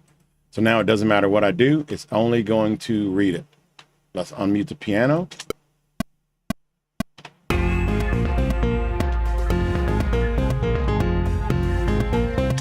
right, I'm going to mute the piano back because we hadn't had time to mix it. But let's listen to everything else. And we're going to turn the metronome off.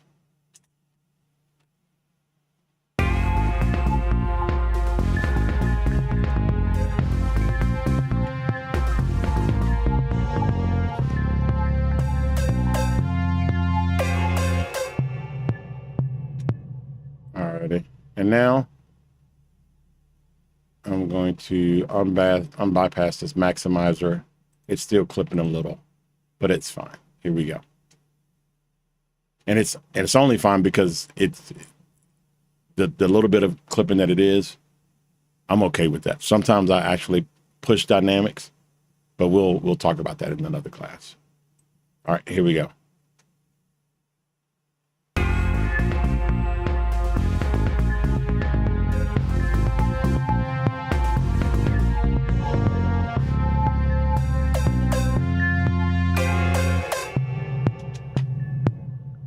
Alrighty. So something happened with our little intro transitional sound here. I think we accidentally, when I copied it over, moved it up because our transitional sound starts early. All right, so here we go.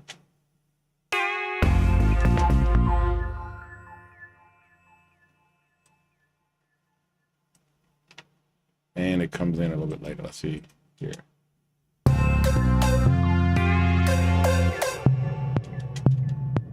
All right, here we go. So let's listen to the finished product.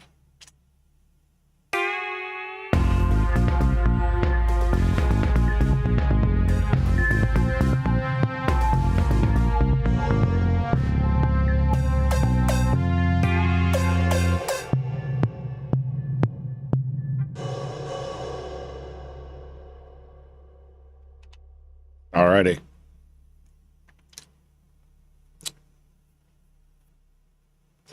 That's about as good as this bubbly. It's delicious. Alrighty. So that's our class today. Now that we have our podcast intro, we can use that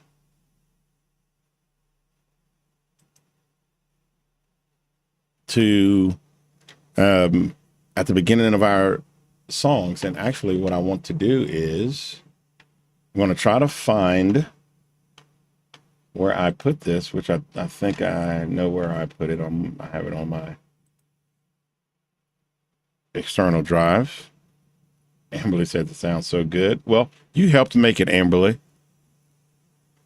So that's incredible. And I want all of these files that we make, I want to try to get them to you so that you can play on them. So what I'm going to work on doing immediately after this class ends is, because another class is about to start,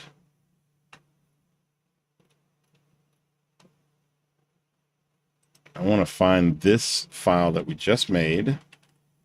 I'm going to upload it to the classroom, and I'll put it under this week's work.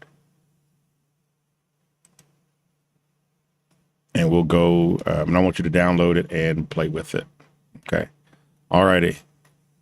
So hopefully we learned a lot. If you learned a lot, type in I learned a lot. If you learned a little, type in I learned a little. And if you didn't learn anything, rewatch the video. Rewatch the live stream. Okay. So if you learned a little, type in I learned a little. If you learned a lot, type in I learned a lot. All right. If you learned a little, type in I learned a little. If you learned a lot, type in I learned a lot. And now let me throw my background back on. All right. So if you learned a little, type in I learned a little. If you learned a lot, type in I learned a lot. If you have a question, go ahead. I still have about 3 minutes before I need to log into the next class. And I know we're running over. We're already 8 minutes over. I appreciate your time. I appreciate you hanging around and sticking with us. Okay. Amberly said a whole lot. Portia says I learned a lot. May says I learned a lot. There we go. Fantastic, fantastic, fantastic. Okay. All righty.